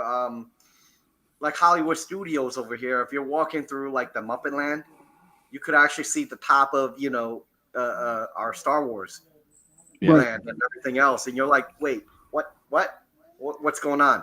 So So- for me, that actually follows what our current subject, which is how Sightlines. March high things. I just think that Universal does a better job. And I agree. Almost, I mean, Disney agrees too because they hired Scott Trowbridge, who is one of the guys who designed that, and he's the one who helped bring Galaxy's Edge to us. It's not that Disney Imagineers are not doing it the right way. It's that they're not allowed to do it the right way. Oh, As what I think, either money wise or whatnot. I mean, Right. because we all saw what Galaxy's Edge should have been, and it's not. Right. Yeah. Like outside of Asia, they're definitely being given huge restrictions on what they can and can't do. Right. Right, but they have all Whereas the in money. Asia, they So- can do pretty much anything they want. Yeah. The original land because- company, like, because if you think about it, in Asia, Disney don't own the majority shares on those parks. Right. right. Which is why Tokyo's like, don't even. I think Shanghai is doing the same thing. About Splash Mountain. they're saying we're keeping it. You can't change it. Right. Yeah. Well, speaking about Shanghai, did you guys see the Dylan's or TDR's video about Zootopia yet? No. What about it? So the Zootopia ride opened at Shanghai back, I think, on like the 1st or the 2nd of February. Right. And he posted a ride through on it. And it's pretty impressive. Whole bunch of 6th generation audio animatronics in it. Wow. I mean, something like, I think I have like on the order of like, it's a 3-minute attraction, and they had something like over 38 6th generation figures in it, which is staggering. It's a staggering figure, expensive figure. I mean, because a 6th generation audio animatronic, depending on the size of it, we're going to say the average height is 2 meters, and the average mass is approximately 1,000 kilograms. That's going to run you wholesale, meaning Mappo can build you one for about $8 million each. Oh shoot. $8 million each. That's what Mappo's cost is to the Disney company. Now, if you and I wanted to buy one, the retail goes quickly north to over $20 million each. But remember, these things are, in effect, industrial robots that have been programmed for entertainment purposes. And that's why the cost, the price point is so doggone high, because you're talking about now cutting edge technologies. But the point is, there are 38 figures in this attraction. And clearly, like the Chinese parent company to Shanghai, along with probably the CCCP, the Chinese Communist Party of China, probably funded that whole exercise. And that's how they were able to get that high technology transfer into Shanghai first. So it's anyway, watch the video. You're going to love it. It's a pretty cool I've video. seen some of it. Like just on the in the land, they have like the building with little animals like popping out, and Right. those ones on the treadmills and stuff. I've seen that. Here's Kind of reminds me of my like the problem Muppet. with but here's my problem with what Lewis just said. We get 2 lousy ones in Tiana. They got 36 or 38. 38. Yeah. 38 We're getting figures. more than 2. Man. I think we're getting 3 or 4. We're getting a Now- There's getting the the short end of the crocodile, and stick, there's the man. mother too as well. Oh, yeah. So, I'm sorry, Kenny. So at Tiana's Bayou Adventure, Tiana's not the only 6th generation figure that's going to be present in the attraction. Lewis, the alligator, is going to be present. He's a 6th generation figure. And I'm trying to remember, because Disney's Magic Zach talked about this. And I'm trying to remember, did he talk about the prince or Dr. what the heck's his name? Facilier The is not in villain. it because Well, this happens 20 years later. Well, then it's got to be. It's another figure other than Lewis is also going to be present in the ride. So Well, I know there's a like I said, minimum of 4 they, 6th gen they figures. said her Short mother's. Come on, But- 4 but no- versus 38. but- Yeah, man, we're still getting short change. Kenny's right. Kenny's right. 4 versus Yeah. 38 is not cool at all. Yeah, I no, agree. and that's what I was saying. Like we could have kept some of the leftover America Sings. America Sings, whatever, Right. and just made them little critters. Even if they're just in the background, they could have been still doing whatever, Like, Right, there could have been right. something. Well, I think we're Yeah. going to see them. I know. I think they're going to be. I don't think it's going to be all of them, but I think they're going to Yeah, be some of the America Sings. There's going to be figures. some. Like they show Yeah. the ones on the dock next to her on the boat or whatever, and Right. I'm sure there's probably going to be more than that. But they could have kept some and just put them in the background, and it wasn't Right. going to cost extra money just to reskin those things. No, reskinning don't cost hardly anything. Right. I mean, Garner Holt has a video on reskinning that if you're into audio animatronics, you want to do a deep dive, it's definitely recommended that. viewing to watch how to Garner reskin. Holt. I know that guy. I do. We interviewed. Well, no, they're- we they're interviewed two him. Yeah, he's guys, great. but He's really cool. They're two No, guys, Garner is but they'll be awesome. all Yeah, right. we interviewed him, and he's, Right. I met him He's at awesome. the I love him. Bunkers. I love that Or guy. no, the Haunted Mansion's 50th thing that we did. Oh, cool. Yeah. My not to derail us, bring us right back on track, but my Holt, you don't hear Holt is, I mean, it's sort of common, but it's not that common, but that's my mother's maiden name, so it's like Holt, You're family. And then we went on a whole discussion You're about just that. related to everybody. I know. I mean, might as well. Wait a minute. So you're related through your mother to the Garner Holt? No. He's- No, I'm he's not. kidding. No. He jokes around because I'm related to Pat Buttram, Yes, voice all the actor, time. but not Garner Holt. No, but it's. I know. I wish I could Doggone. claim that. Gosh darn it! No, because you could have got me a discount. I know. Me too. You get 1% know. off. I gotta study- his pass. Just by connection, man. Yeah, 1% of $3 million is a big discount, Jason. yeah, that's what I'm saying. You get 1% off. It's like 1% off of $20 million is, it's a car. That's true. Yes. It's an investment property in Orlando. I mean, there you are. Well, yeah, I'm working on that too. Well, He wouldn't first things complain first, so man, much Jason about his has to get key. his magic key. Yes. I know. I'm like he wouldn't complain so much about the key if he just. It's like property. What key? I don't know. Who cares about that? Dude, I could go buy the key for Orlando before I can get, the Disneyland version. Like, it's stupid, So let me ask you all a question. Do you all either have a key or one of the passes? I mean, I used to. Current day. Oh no. A little personal side. I'm retired military, so when my family and I go down to Walt Disney World, we buy the military salute tickets through the military, and that's how we go. And we go for like 6-7 days at a time. So you guys go to Field of Green? Is that what they call it? Shades of Stay Green. there? No, Shades of Green. we normally stay off property because it's cheaper. Really? I thought Shades of Yes. Green was actually pretty good. Shades of Green for about 4 people a night at my retired rank runs about almost 300 a night, Wow. Well, and that's okay. yeah, that's okay. But You're it's right. not. It's It's not the not cheap. staying at like the Lake Buena Vista Starwood, Yeah. where I can get it with my Yeah. discount for 135 a night. You get what I That's mean? pretty. Yeah. Okay. That's That makes fair. sense.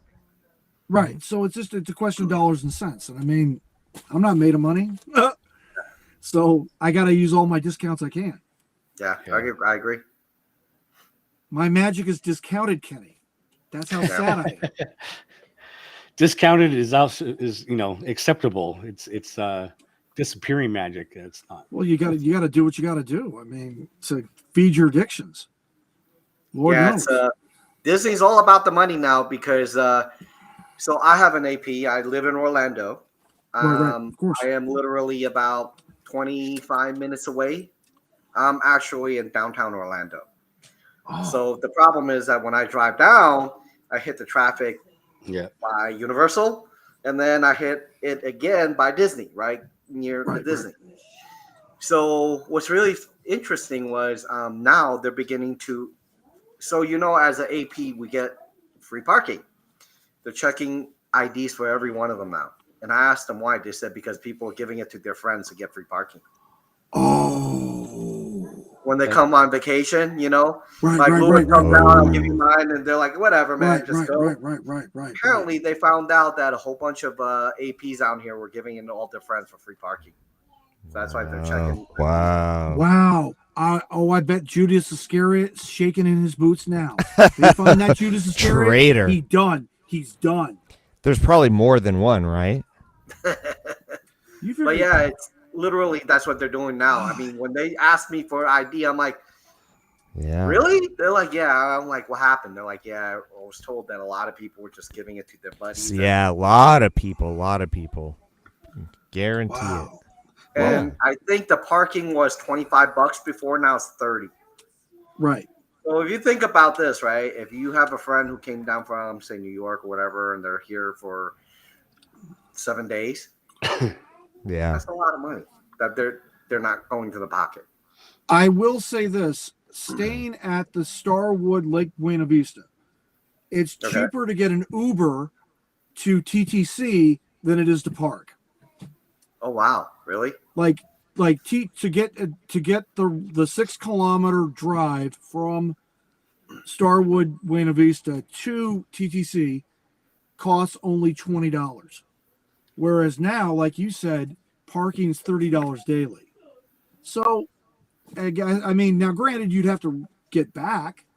So, yeah, it'd be like $40. But the point is like, what I like about using an Uber to get in is I don't have to park. I don't have to do nothing. I just have to get out of the doggone cab Yeah. and like walk my ass to the monorail or walk my ass to the ferry boat. And I'm like in the Magic Kingdom in like 10 minutes. So it's You pretty could also cool. just take it to another hotel nearby and take one of the free. Right. And you could, buses. or you could take like courtesy shuttle. Exactly. You know, Like, as far as like, if people want to get over on parking. just the best way to get a discount on parking. A few of my friends actually do that. They'll drive to Disney Springs and take the free shuttles to those parks. My dad does that. So my dad and my stepmom live in Posana, which is south of Walt Disney World. And when they go, they park at Springs and take the bus over to TTC. Yep. And They do does that like, Springs all the time. charge per hour or what? How No. No, great. Springs is complimentary. Oh, okay.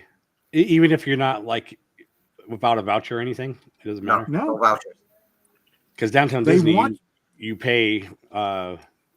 If you're not, Right. even if you have a voucher, I think you're still paying for like a first hour or something. they want you there to spend your money. That's the philosophy Shopping. behind the free parking. They Yeah. want you there to spend lots of money. But again, my mom and my stepdad being residents, they just use it for free parking and go over to the park. And that's, Yeah, well, that's what my friends do. they probably also have gone there many times and shopped and they. Oh yeah, like they go like every week and a half. They go there you to go. eat like at Miramoto or like one of the other like five-star dining establishments there on Disney Springs property. So yeah, I know because that's what I send them for gifts now. I just send them Disney gift cards.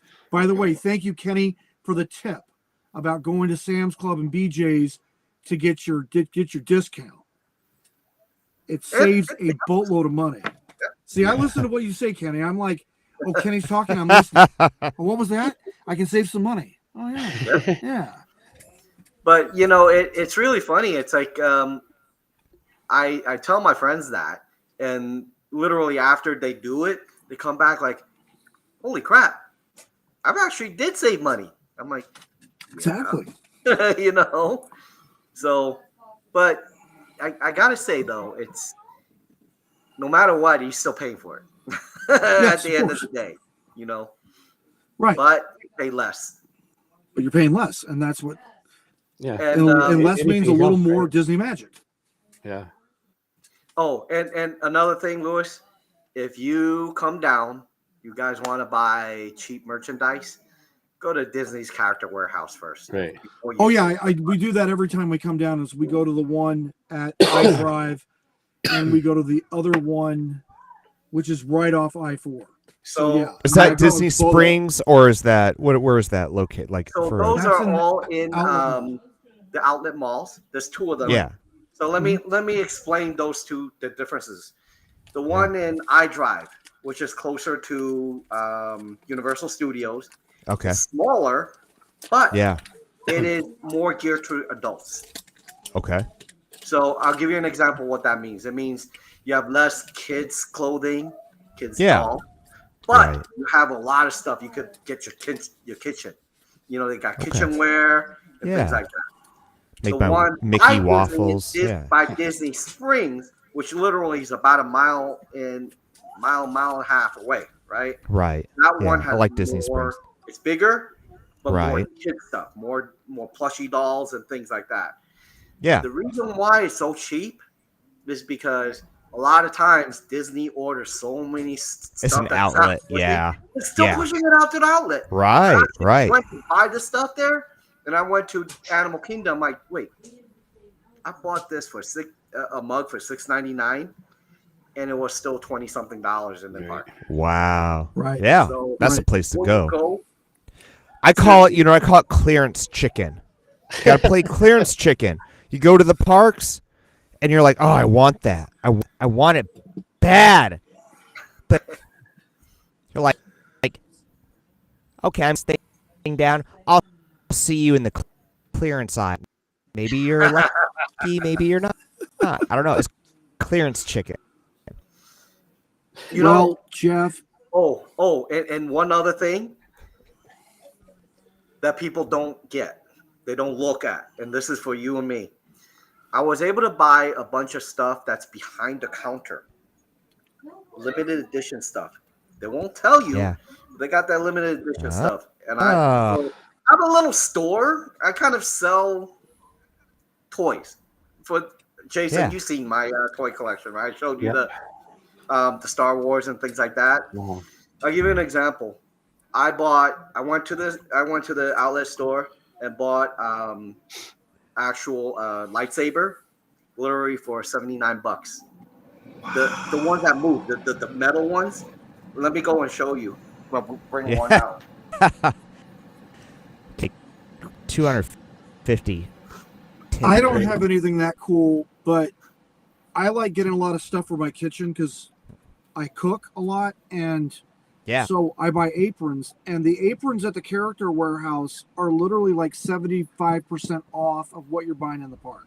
Right. So I was able to get a 2021 garden flower and garden festival apron for like $6, and at the park it run $25 each. Just like I got the Orange Bird apron at Character Warehouse for $12, and it costs like $50. Oh wow, that thing's so cool. So this is Kylo Ren's. Right. No. All right. So I got this for $79 there. All right.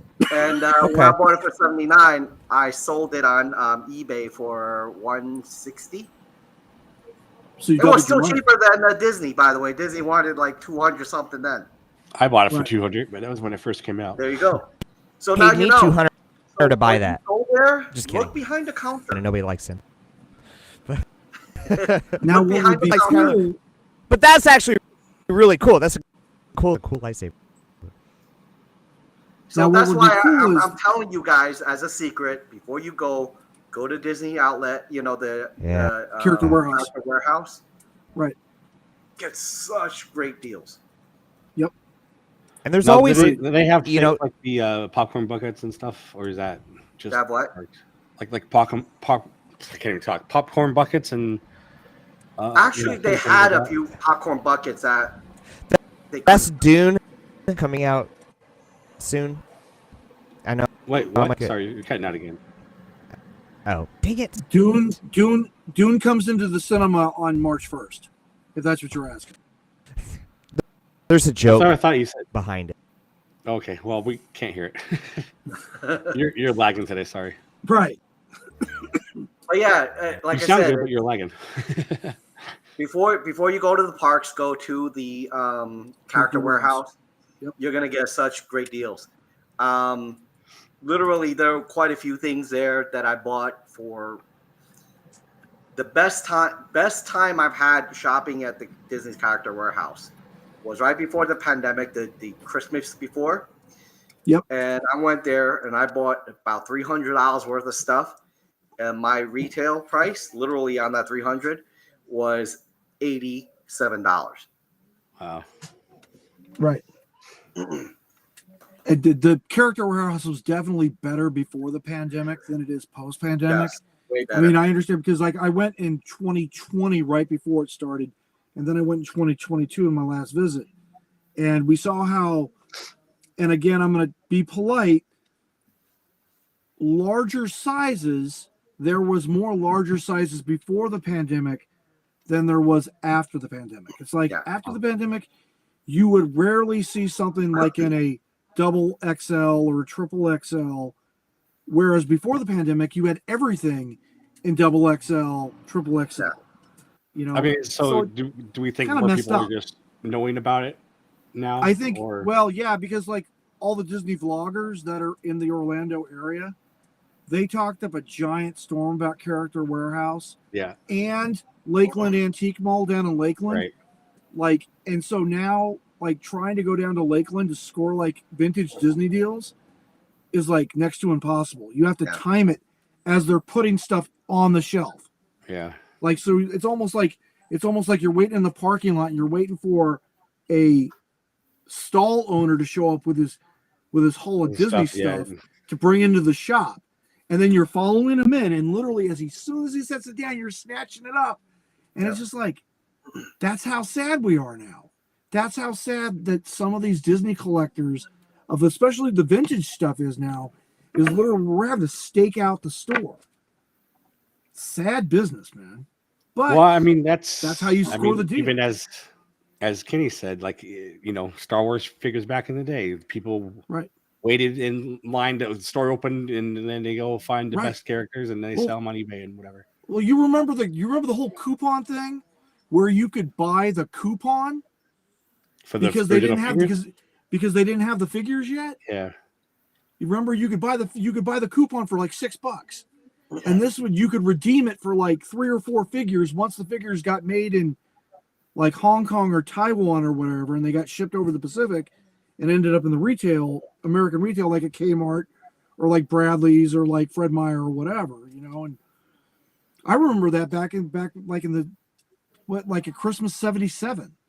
Like, Yeah. it was so crazy about the demand for the Star Wars, like the Star Wars 3 3/4 inch figures. Yeah, that was nuts. Now, if you still had that coupon, That coupon's gonna be Oh, is worth that- something.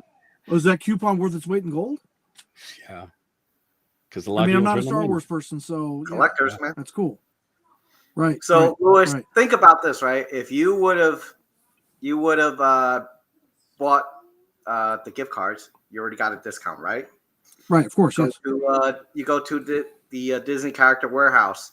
You could also use that card to buy your Yes. merchandise. Yes, you're and I still let saving my some more money. Think about Yes. that process right there. How much money you're saving? right. I've And, let my mom, my stepmom, Oh, my here's another gem that a lot of people don't know. You know how you go to Disney.com or you go to some of those Disney stores that have those really expensive artwork, actual Yes. artwork you can put on walls. They go on sale in the Character Warehouse sometimes. yes. And when I tell you they did, there was one that I paid full retail for $800. It was actually almost $500 there. Wow. So That's almost a 50% discount. That's like a 38% discount. Yeah. Wow. So awesome. that's why I always tell everybody I know, before you go to the parks, Disney parks, Right. go there. Right. Jeff Is left. Jeff okay, Jason? Well, he's a little sick, but he's also just having internet issues. So Oh. Yeah. Right. But yeah, that's what you got to do, man. You know. And one other tip. You guys do pin trading? I collect some. I don't really trade. I don't do many of them, but there's, okay. you know, if I see ones that I like, I'll buy. But If you know I anybody who did- does pin trading, Epcot right now and Hollywood Studio has the best. Right. That I know because I have friends that are down there that are like mad about the pin trading, and Yeah. we've talked about counterfeit versus genuine versus fan made versus contractor made versus it's like yeah, it's this really weird subculture Yeah. about pin trading. Yeah, I- there's I- how- some of those counterfeit Cease ones. and desist letters and Disney lawyers and Yeah. it's crazy. But some of those counterfeit ones are fantastic looking. You know. Oh, I think the fan made ones are better than the counterfeits. Yeah. I mean, the fan like you guys know who the Orange Bird is, Yeah. right? So like I'm a big Orange Bird guy, and the fan made Orange Bird pins are better than what Disney's been shelling out for like Oh, years. wow. You know, it's weird because like Disney does hit or miss with Orange Bird, and it's really weird because like Orange Bird is a Florida that he was created in Florida for the Right. Citrus Growers Association. Is that public So domain that they would- now? Or No, it's 1969 is when the bird was created, so Okay. he's very much under copyright. But the park that's doing the most with Orange Bird is Tokyo. They got Really? like more Orange Bird merchandise than you would shake a stick at. huh? And it's Wow. cute and it's fun and it's fresh and it's new and it's all stuff. Only problem is it's all for Japanese sized people with respect. You know what I mean? Like, you're not going to get Yeah, a 2X, whatever. XL, a double XL, a triple XL orange bird, anything from Well, it's T- going to from- say like 2XL, but from- it's going to be like a from T large. from Tokyo Disneyland. You know what I mean? You're just not going to get it. They don't make it. And I mean, that's cool. I can respect that. Yeah. I don't That know is where Tokyo sources their merch from. I don't know if it's manufactured in Japan or if it's manufactured like on Taiwan or in China or the Philippines or Taiwan or Thailand or whatever. I don't know yet because I've only gotten some Tokyo Disney merch when I went there way back in 2008, and all my stuff was made in Japan itself. So, but I know that they're contracting throughout the Pacific Rim for their manufacturing. Yeah. that makes sense. Well, just like everybody, they're going to find the cheapest source and Right. But China is no longer the cheapest now. So No, it is not. Absolutely. I think they said Thailand or somewhere or Philippines now. They're moving Thailand there. and the Philippines are definitely in Asia the cheapest labor market there. Yes. And they're moving a absolutely. lot of that back to Mexico too. So Yes. which I guess, from a logistic perspective, it's probably better. It's closer, So That, and also considering the free trade agreement, the NAFTA, it's a Yeah. lot easier to get your merch across the border now, especially with the new superhighway being built, Mhm. Interstate 35, which will take your goods from Nueva Leon all the way to Chicago in less than a day. wow. Huh. Yeah, that's a super And they highway. have and they have the rail line just adjacent to it, and they're trying to upgrade it to high speed rail, so you can get the goods from Nueva Leon to Chicago in less than 6 hours. Holy crap. Literally a high speed train trip, 6 hours, Nueva Leon, Chicago. Wow, that's amazing. That's their goal. I don't believe they're going to reach their goal. I mean, if you know anything about rail in the United States, it's a non-starter. No way. Not Yeah. unless you go with maglev and fusion power. It's the only way you do it, and that's all science fiction. It's funny Yeah. because I'm in Surprise, Arizona, and there are a lot of warehouses and corporations headquarters opening up here because they're trying to make it like the new LA port or whatever. Right. So instead of coming into LA, you're coming in here usually by train or whatever, and then you're shipping out here from on trucks and stuff. Right. Because then you don't have to deal with the California traffic and you're just going wherever. Yeah. So Right. yeah. That, and also DOT and FRA or Federal Railroad Administration is literally paying Arizona billions to get rail access into downtown Phoenix. Like, that is a huge, big time infrastructure project right now, because right now you have the rail going from like the West Coast through Tucson out to like El Paso, but it doesn't hit Phoenix, and so you have to take a bus from Phoenix to, was it like Verda Verda something like that, but it's like 20 miles south of downtown. Yeah. And so DOT is actually like building a rail line to downtown now.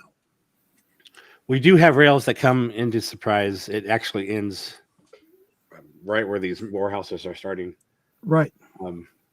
But I don't think it goes all the way to Phoenix. It cuts off somewhere.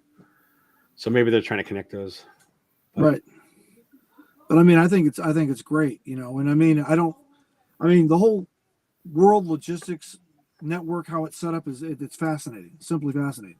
Just like right now, have you seen that boondoggle happening in Nicaragua with the Chinese canal being dug through Nicaragua I to haven't heard of avoid that. the Panama Canal? Yeah, Oh, really? it's Huh. like, wow. I knew Americans were dumb. I didn't realize how dumb the Chinese were, because that's just ludicrous. It's ludicrous. If I had been the Chinese, we would have just bought the canal from Panama and called it a day. You know what I mean? But instead, they want to build their own canal through Panama. It's like, wow. Well, it goes back to, think about this, right? The BRICS, yes, bricks. that BRICS, or all the countries want to decouple from the United States dollar, U.S. dollar. Of course, Are of course. you decoupling from the U.S. dollar? You want to decouple from the Western countries, Right. and in order to do that, they know Panama is controlled by mostly us. If you think that through, right? And this is one of the reasons why, like, the Suez Canal in Egypt. Africa, Mhm. they're having issues, and the United States want to create their own. Think that through. It's all about politics. It's very interesting. Oh, indeed. Just like the Straits of Maluka right now being Yeah. the most. And ultimately, being the it most impacts concentrated- all our merchandise, man. Our Disney right. merchandise, bro. Right. It affects pricing. I would Yeah. fully agree with that. It affects pricing on all of it. Because you figure in I liked it way before the pandemic. Everything was cheaper. and easier to get. Yeah. Easier to get, like on demand. Like you could go down to Character Warehouse and pretty much get 3-month-old merch that was in the parks that had only been in the parks 3 months prior and pay the quarter of a price for it. Yeah. Pretty cool. Not Now- to mention you could get a key. Now you go to the Character Warehouse and you're getting stuff that's like 6, 9, 12 months old. And you're paying, and you're only getting maybe a 30% discount on it. Yeah. It Some sucks. 30, 50. Yeah, I agree. You rarely will see like a 60% discount or 80% discount anymore. Right. Unless the stuff's been there for like 5-6 Unless years. it's such an ugly looking thing nobody wants, Right. and they're like, they can't even give it away. Yeah, Right. It's You like know, someone those got fired rust. over that. It's like those rust-colored Fords you see sitting in the dealership day after day, month after month, week after week. Nobody wants to buy a rust-colored Ford. Forget it. I agree. Or it's Buy it kind and of just, like the put Pinto some, at the times, alcohol. Right. Oh my God! But yeah, I have to say though, to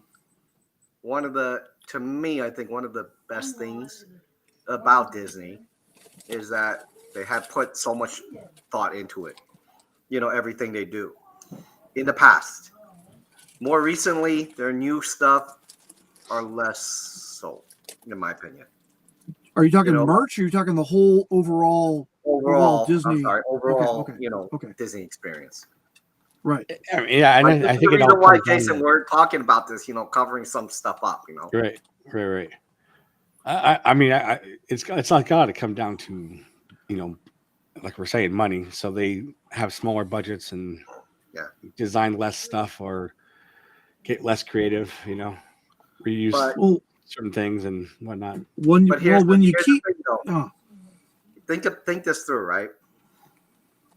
When you listen to how Disney, they're building this stuff and it's XYZ, how much they spent, and you compare it with what Universal spent. Why is Universal 50% less? Think that through. because it's not Disney.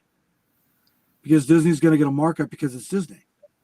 But yeah, I'm talking about building the experience, Yeah. right? We're talking about building the theme park. Yeah. But the problem is, if you think about it,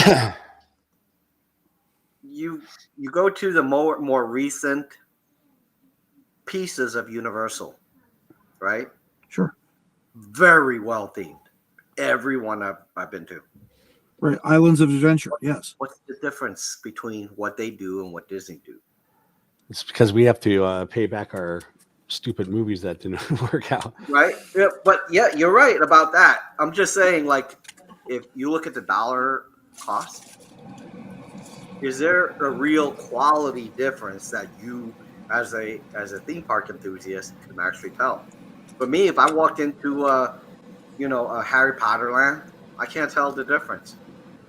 It is that good now, right? For Universal. Yes.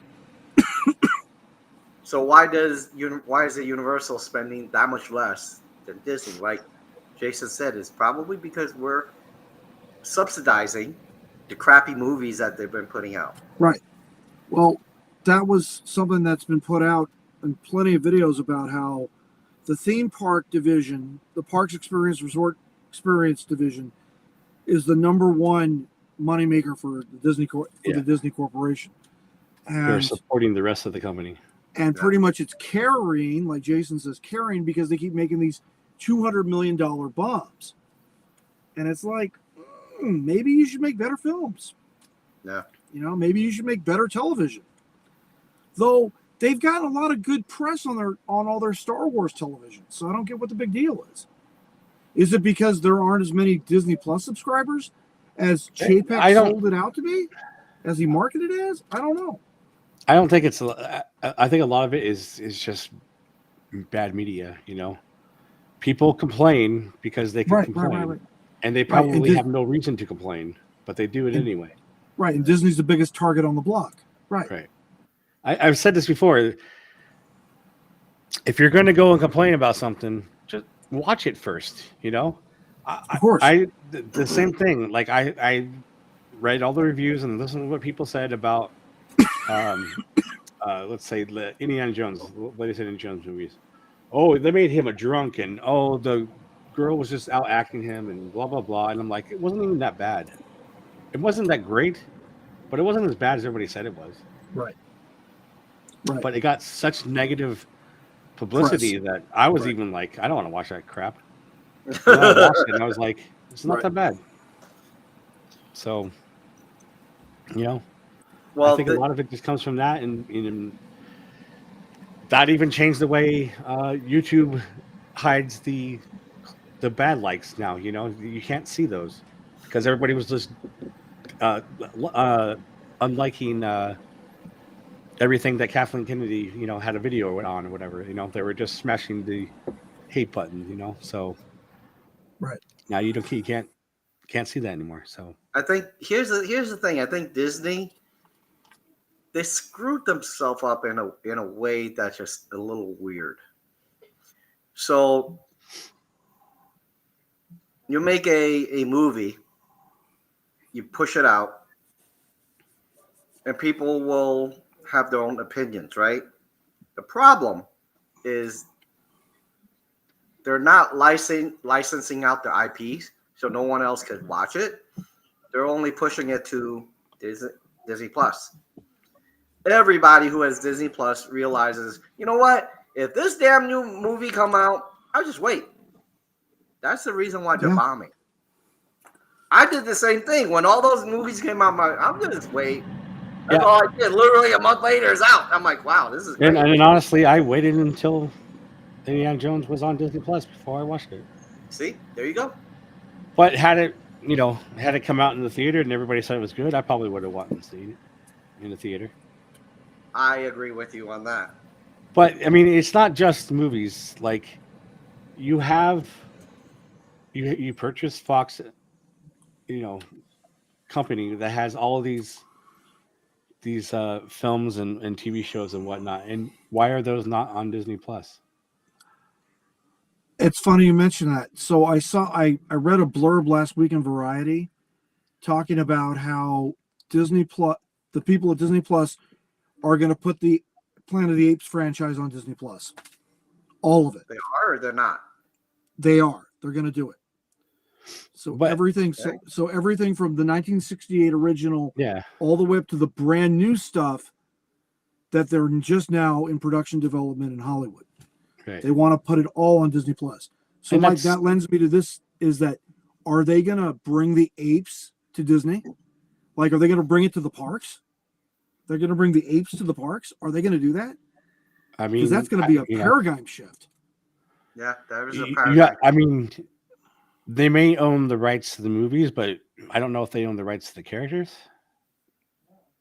Like to the actual IP. Well, like I said, they're actually making new film. Disney's now making new apes movies now. Like Sony has the rights to Spider-Man. Like, I mean, who knows if there's some other, like, you can't use all the Marvel characters, even though Disney owns Marvel, you can't use them all because Universal still has some. There could be something like that in play. I mean, who knows? But you're talking about the 12-year agreement with the whole Marvel west of the Mississippi. There could be something in play where you can't use certain characters or whatever. Right. Who knows? Right. But That would be interesting if they started bringing not their non-IP stuff into the parks. Right. That would include Avatar too. Then they're bringing that Right. in. Right. And Disneyland Forward is going to be a big part of that as far as the Avatar themed land there at Disneyland Yeah. Forward. Well, So now- and so Simpsons is Fox and Universal has that, but that's Right. on Disney Plus. Yeah. Also Six Flags Corporation has some Simpsons related IPs at their parks. Like Six Flags Arlington has a Simpsons themed attraction. Six Flags Great Escape in New Jersey has a Simpsons themed attraction. And it's all licensed to 20th Century Corp.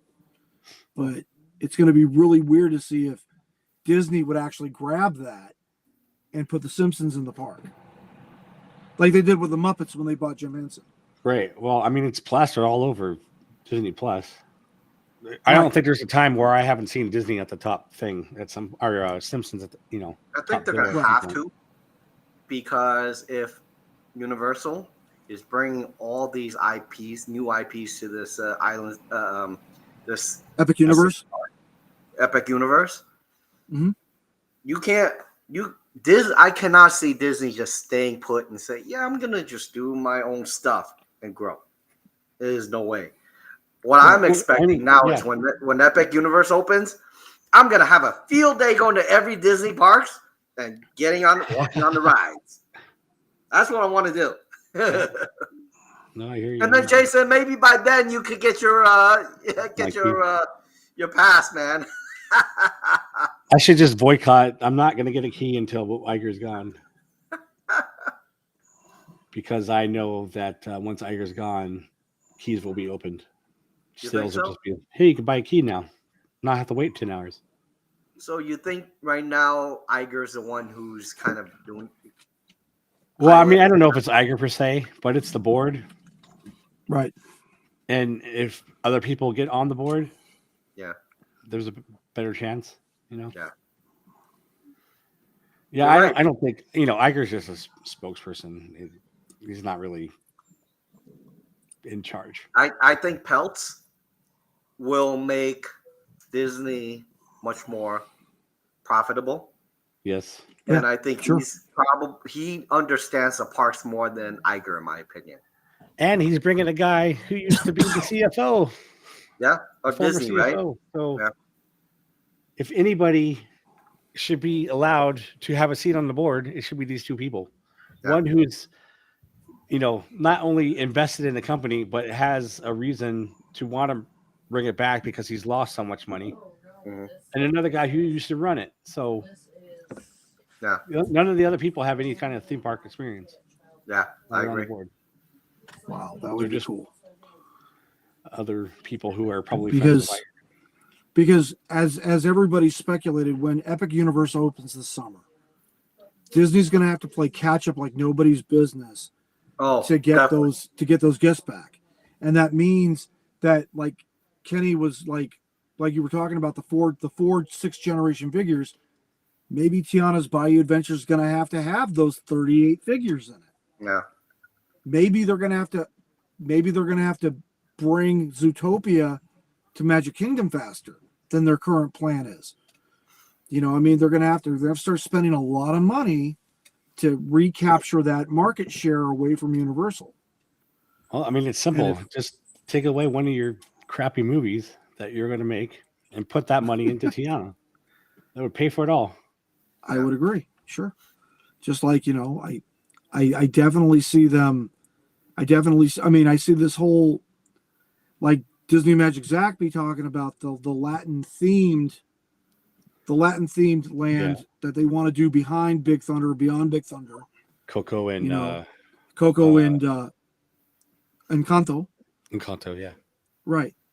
I mean, hopefully that gets developed. Likewise, everybody keeps talking about this whole villains thing and how everybody wants a land devoted to villains. I think if they did I've that, heard that. they're going to recapture a huge people market wanting share. the villain stuff for 10 years already, man. We still don't I've- have it. But I've heard it over 20, so yeah. yeah, but that lies to the point why don't we have it? Let's make it because everybody wants it. But know? like Doesn't I agree with Lewis that if this new park in Universal hits and it's a big bang, Disney is gonna have to play a huge catch up. And when I tell Right. you huge, it's gonna be like nobody's business. Yeah. Well, I mean, that's if they just put their money where their mouth should be, that's no problem for them. Yeah. Right. And I mean, Kenny, they have the land. They could build in it. They could build 5 or 6 more parks Yeah. at Walt And we- Disney World property right now and have still plenty of room. What did they say? We They technically said- have the land in Anaheim if the Disney's Forward thing gets approved. Right. Did you hear about this? They said that at Disney here in Orlando, they're only using 10% or 15% of the land they own. Yeah. I think it was 10. But think then that's how much 13%. is- It's currently 13%. Okay, how much is 13 now. actually undevelopable because it's just sheer swamp, Yeah, but That can be Magic developed. Kingdom was swamps. They went in and Yes. they start sucking out all the water, man. Yep. They could do it. All right. The Well, question then- is, the real bottom line question is, how much of a chop and impact on Disney's guests when this new park opens up? Because you know what, if it's not a big impact, they're probably not going to do anything. But Lewis, and Jason, it's such a big thing now. Everybody's talking about it. Yeah. If we are seeing Yes. that means that impact to Disney is going to be ginormous. Yes. And this is the reason why I say once they open up, they're gonna have to push for either another park or really that, like you said, Jason, that Magic Kingdom in the back and Kanto and all that stuff. They're gonna have to Beyond Big Thunder. Uh-huh. Yeah. If they don't do that, I could guarantee you, I'm gonna go every week and I'm gonna walk up in all those rides and no wait. It's that simple. Right. And Because I can tell you the that- crowd will have gone to Epic Universe as opposed to go to Magic Kingdom. Right. just to give you an idea, so think of this as a map, right? I'm up here. This is downtown Orlando.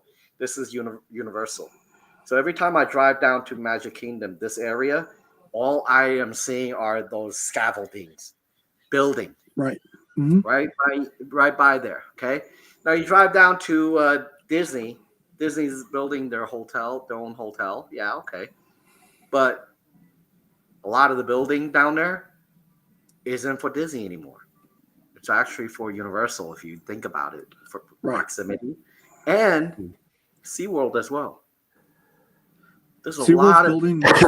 it's very SeaWorld's building quiet. new stuff. SeaWorld, the reason why is because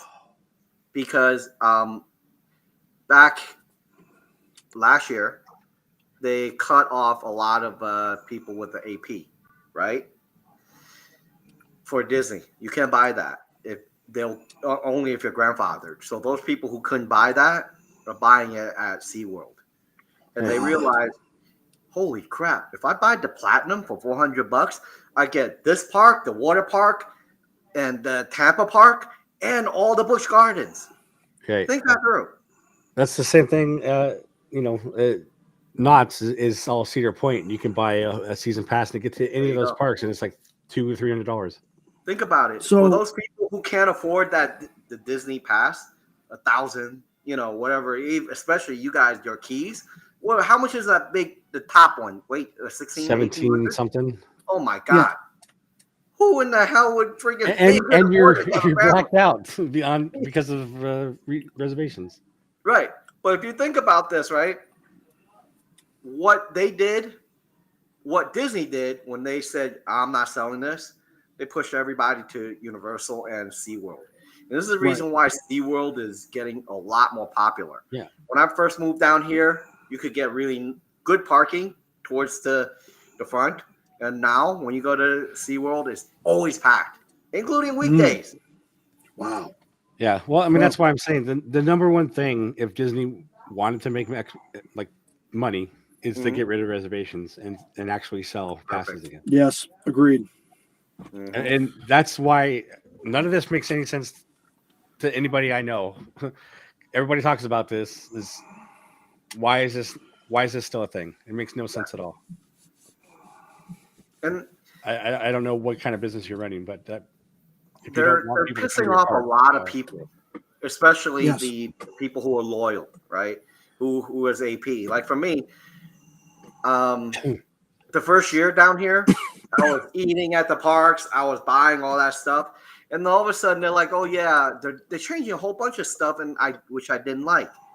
And for me, I support a company with my wallet. Right. I've done that years ago. yeah, And if I don't agree with a lot of stuff they're doing, I'm not giving them my money. So now I'm eating my lunch out here, go to the parks. When I'm done, I'm coming home to have dinner.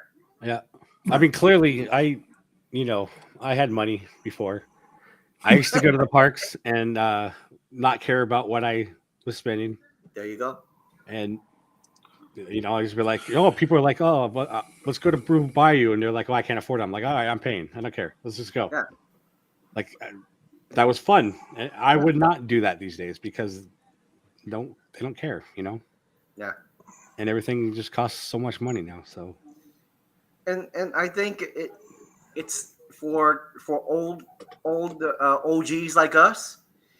It's not really, to me, I think it's not really about the money because it's a few bucks here and there, but it is about the fact that we feel like we're not being listened to, one, treated well, yeah, and what they're doing in corporate really isn't what we stand for as true fans, And to me, when I have someone who's not listening to me, I'm not giving them my money, right. So that's kind of how I see it, and for those people who are out there, let me know what you think, Yeah, we missed. Steve had wrote a comment. All right, guys. So here's my commitment to you. If I hang if I see any of these really high-end lightsabers for Yeah. sale, I will let Steve know. Yeah. You guys have 2 days to tell me if you want it, and I'll go buy it for you. Well, I have already 5, so I'm all right. Nice. But if you yeah, want I'm for sure. 70, $80, why not?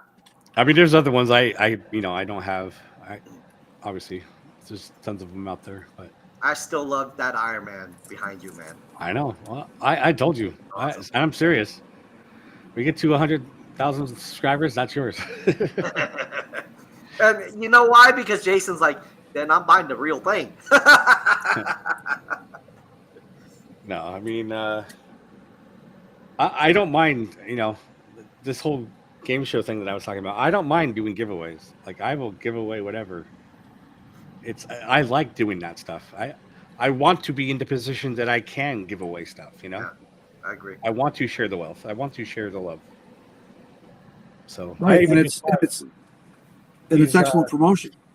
yeah. Well, for the game show, even though these are small, I just bought these for giveaways too. Just player cards. That's Wow. pretty cool. Those are One's cool. Disney 100 and then villains. So Right. That's awesome. I got, we'll do small things. We'll do bigger things. I'll give away signs. I'll give it, whatever. So Cool. Excellent. and I'll show that to you, Kenny, after we wrap this thing. But Well, let me ask you a question. This is a question based on our current theme, or for the video.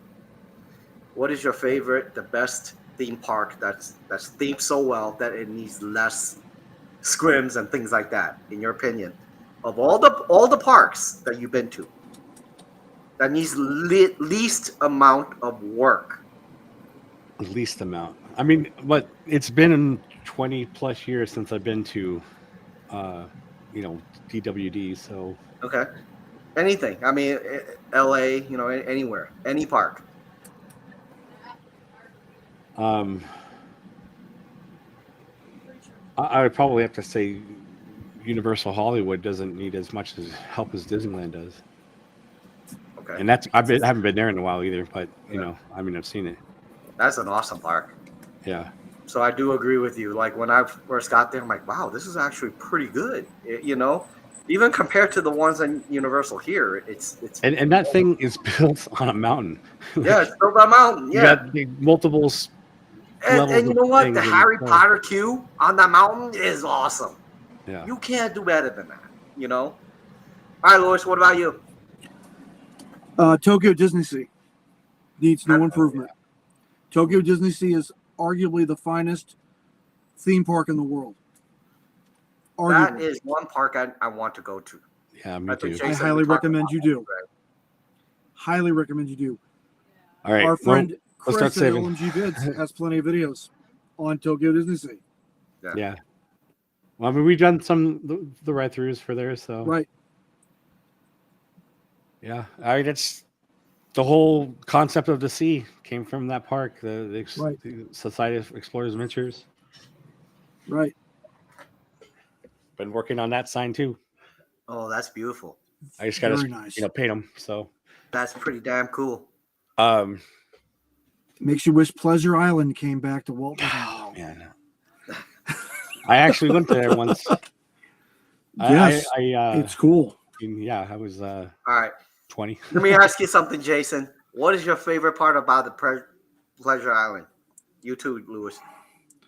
Well, I mean, again, I was like 20, so obviously Okay. getting the drink and doing whatever. But I honestly don't remember much about it. A lot of My drinking. favorite part. Right. My favorite part about Pleasure Island was the Explorers Club. It was Right. so immersive. You felt like you were in either a film or a TV program about the Society of Explorers and Adventurers. You mean that's And like the coolest thing that was ever at Pleasure Island. Yeah, I honestly don't remember if I went there when I went there. I just went whatever and drinking. But having seen videos and knowing, you know, what the society has become now, like that was awesome. That It should was be the coolest thing ever. that should be something that is brought back to like Springs. I'll tell you something which you'll probably think I'm strange. The best part Okay. that I liked about Pleasure Island was seeing people actually get into fights for parking. Every time I go there, I see people fighting. That was the best part. I'm like, real man. You know, where else can you see a live fight, man? And then you see cops come over here and break it up. Right. That was my favorite Well, part. Well, that's the whole reason they shut Pleasure Island down was because of the violence, right? I mean, at least that's the cover story was that the gang violence had gotten bad, and like Disney said, screw it, we're gonna turn it from adult theme to family It is theme. because and- people were fighting for a parking spot. Literally one time, Gosh, you see two crazy. cars doing this into a spot, wow. and nobody would move out, and they were just. And then all of a sudden, I'm like, we're walking. You see the guys come out, and I'm like, "Whoa, look at this!" And my girlfriend at the time like, "Yo, let's get away. You don't want this." And I'm like, "Listen, ain't nothing gonna happen, you know." And that's all I'm like, "Listen, this is the best part, you know." So that's the best part that I did, for me at least. But I actually like the disco bar. They had the disco one. I forget the name, but that was fun. Yeah. I forgot the name of that too. I was But just. you know what I'm talking about, right? Yes, that's the one with the roller skating, right? Yeah. Yep. Exactly. Yes, I remember that. That was cool. Yeah. But like I said, my favorite part of it was to see people fighting in the parking lot. Fighting. What I mean, it's the entertainment factor still. I'm about to say, like, pretty much, you go to a Walmart on Old Lake Wilson Road in Kissimmee any Friday night, and you'll see the same thing, Kenny. I promise. Every So go Friday promo, night I've been Kenny. at Old Lake Wilson Walmart, you had people brawling it out in the parking lot. Wow. Jeez. Yeah. The standard of people fighting in a Walmart compared to a more higher end place is probably a little bit sketchy. You know. Sure. So yeah, Sure. I'll take your word for it. Oh my god! Oh, that's funny. But All yeah, right. Well, you got something else? What? I was going to say, make sure you wrap this up unless we have something else. just one last thing, guys. If you haven't hit the like button, There you go. subscribe button, make sure you're subscribed to Jason. He's an awesome guy. All the streams Yeah. here, you get a lot of characters like us, you know. And I am a character. I could tell you that, you know. But you know, if you want, there's no place you could truly come to really see a plethora of different characters and different people who love Disney and the theme parks in general. So please make sure you hit the subscribe button. So Jason, back to you. I'm sorry. Thank you. Also, on that note, if you want to leave a comment down below, but this being a episode of our podcast, we actually have a link, which I will put in after this is done, down in the description, where you can leave us a voicemail and we will play it on the next show. Absolutely. So we'd like to hear from you. And Lewis, any last comments? Thank you for providing me the opportunity to actually hang out and talk with Kenny. I am again, I'm just in awe, and I'm very humbled by the experience. Well, thank I've you. watched your videos for a long time, and I'm happy to have finally made your acquaintance. Well, likewise. It was pretty funny to watch your reaction. Oh yeah, it blew my mind. I'm like, no, like, wow, this is better than anything. Well, thank you. I have to say I love everybody that I met on the stream, including you. You guys are wonderful. And one thing that I have to say is everybody on the streams I met, all down to earth, and that's one of the most important things for me. Yeah, and I can say the same thing about you guys. That's why I keep having you guys on, because it's awesome conversation. You guys are awesome people, and it's always a good time. So, all right, Jason. Great. Lewis, thank you very much, and I'll see you in the next one. Yes. Y'all have a wonderful afternoon. All right. Bye. We'll see you guys. See you later.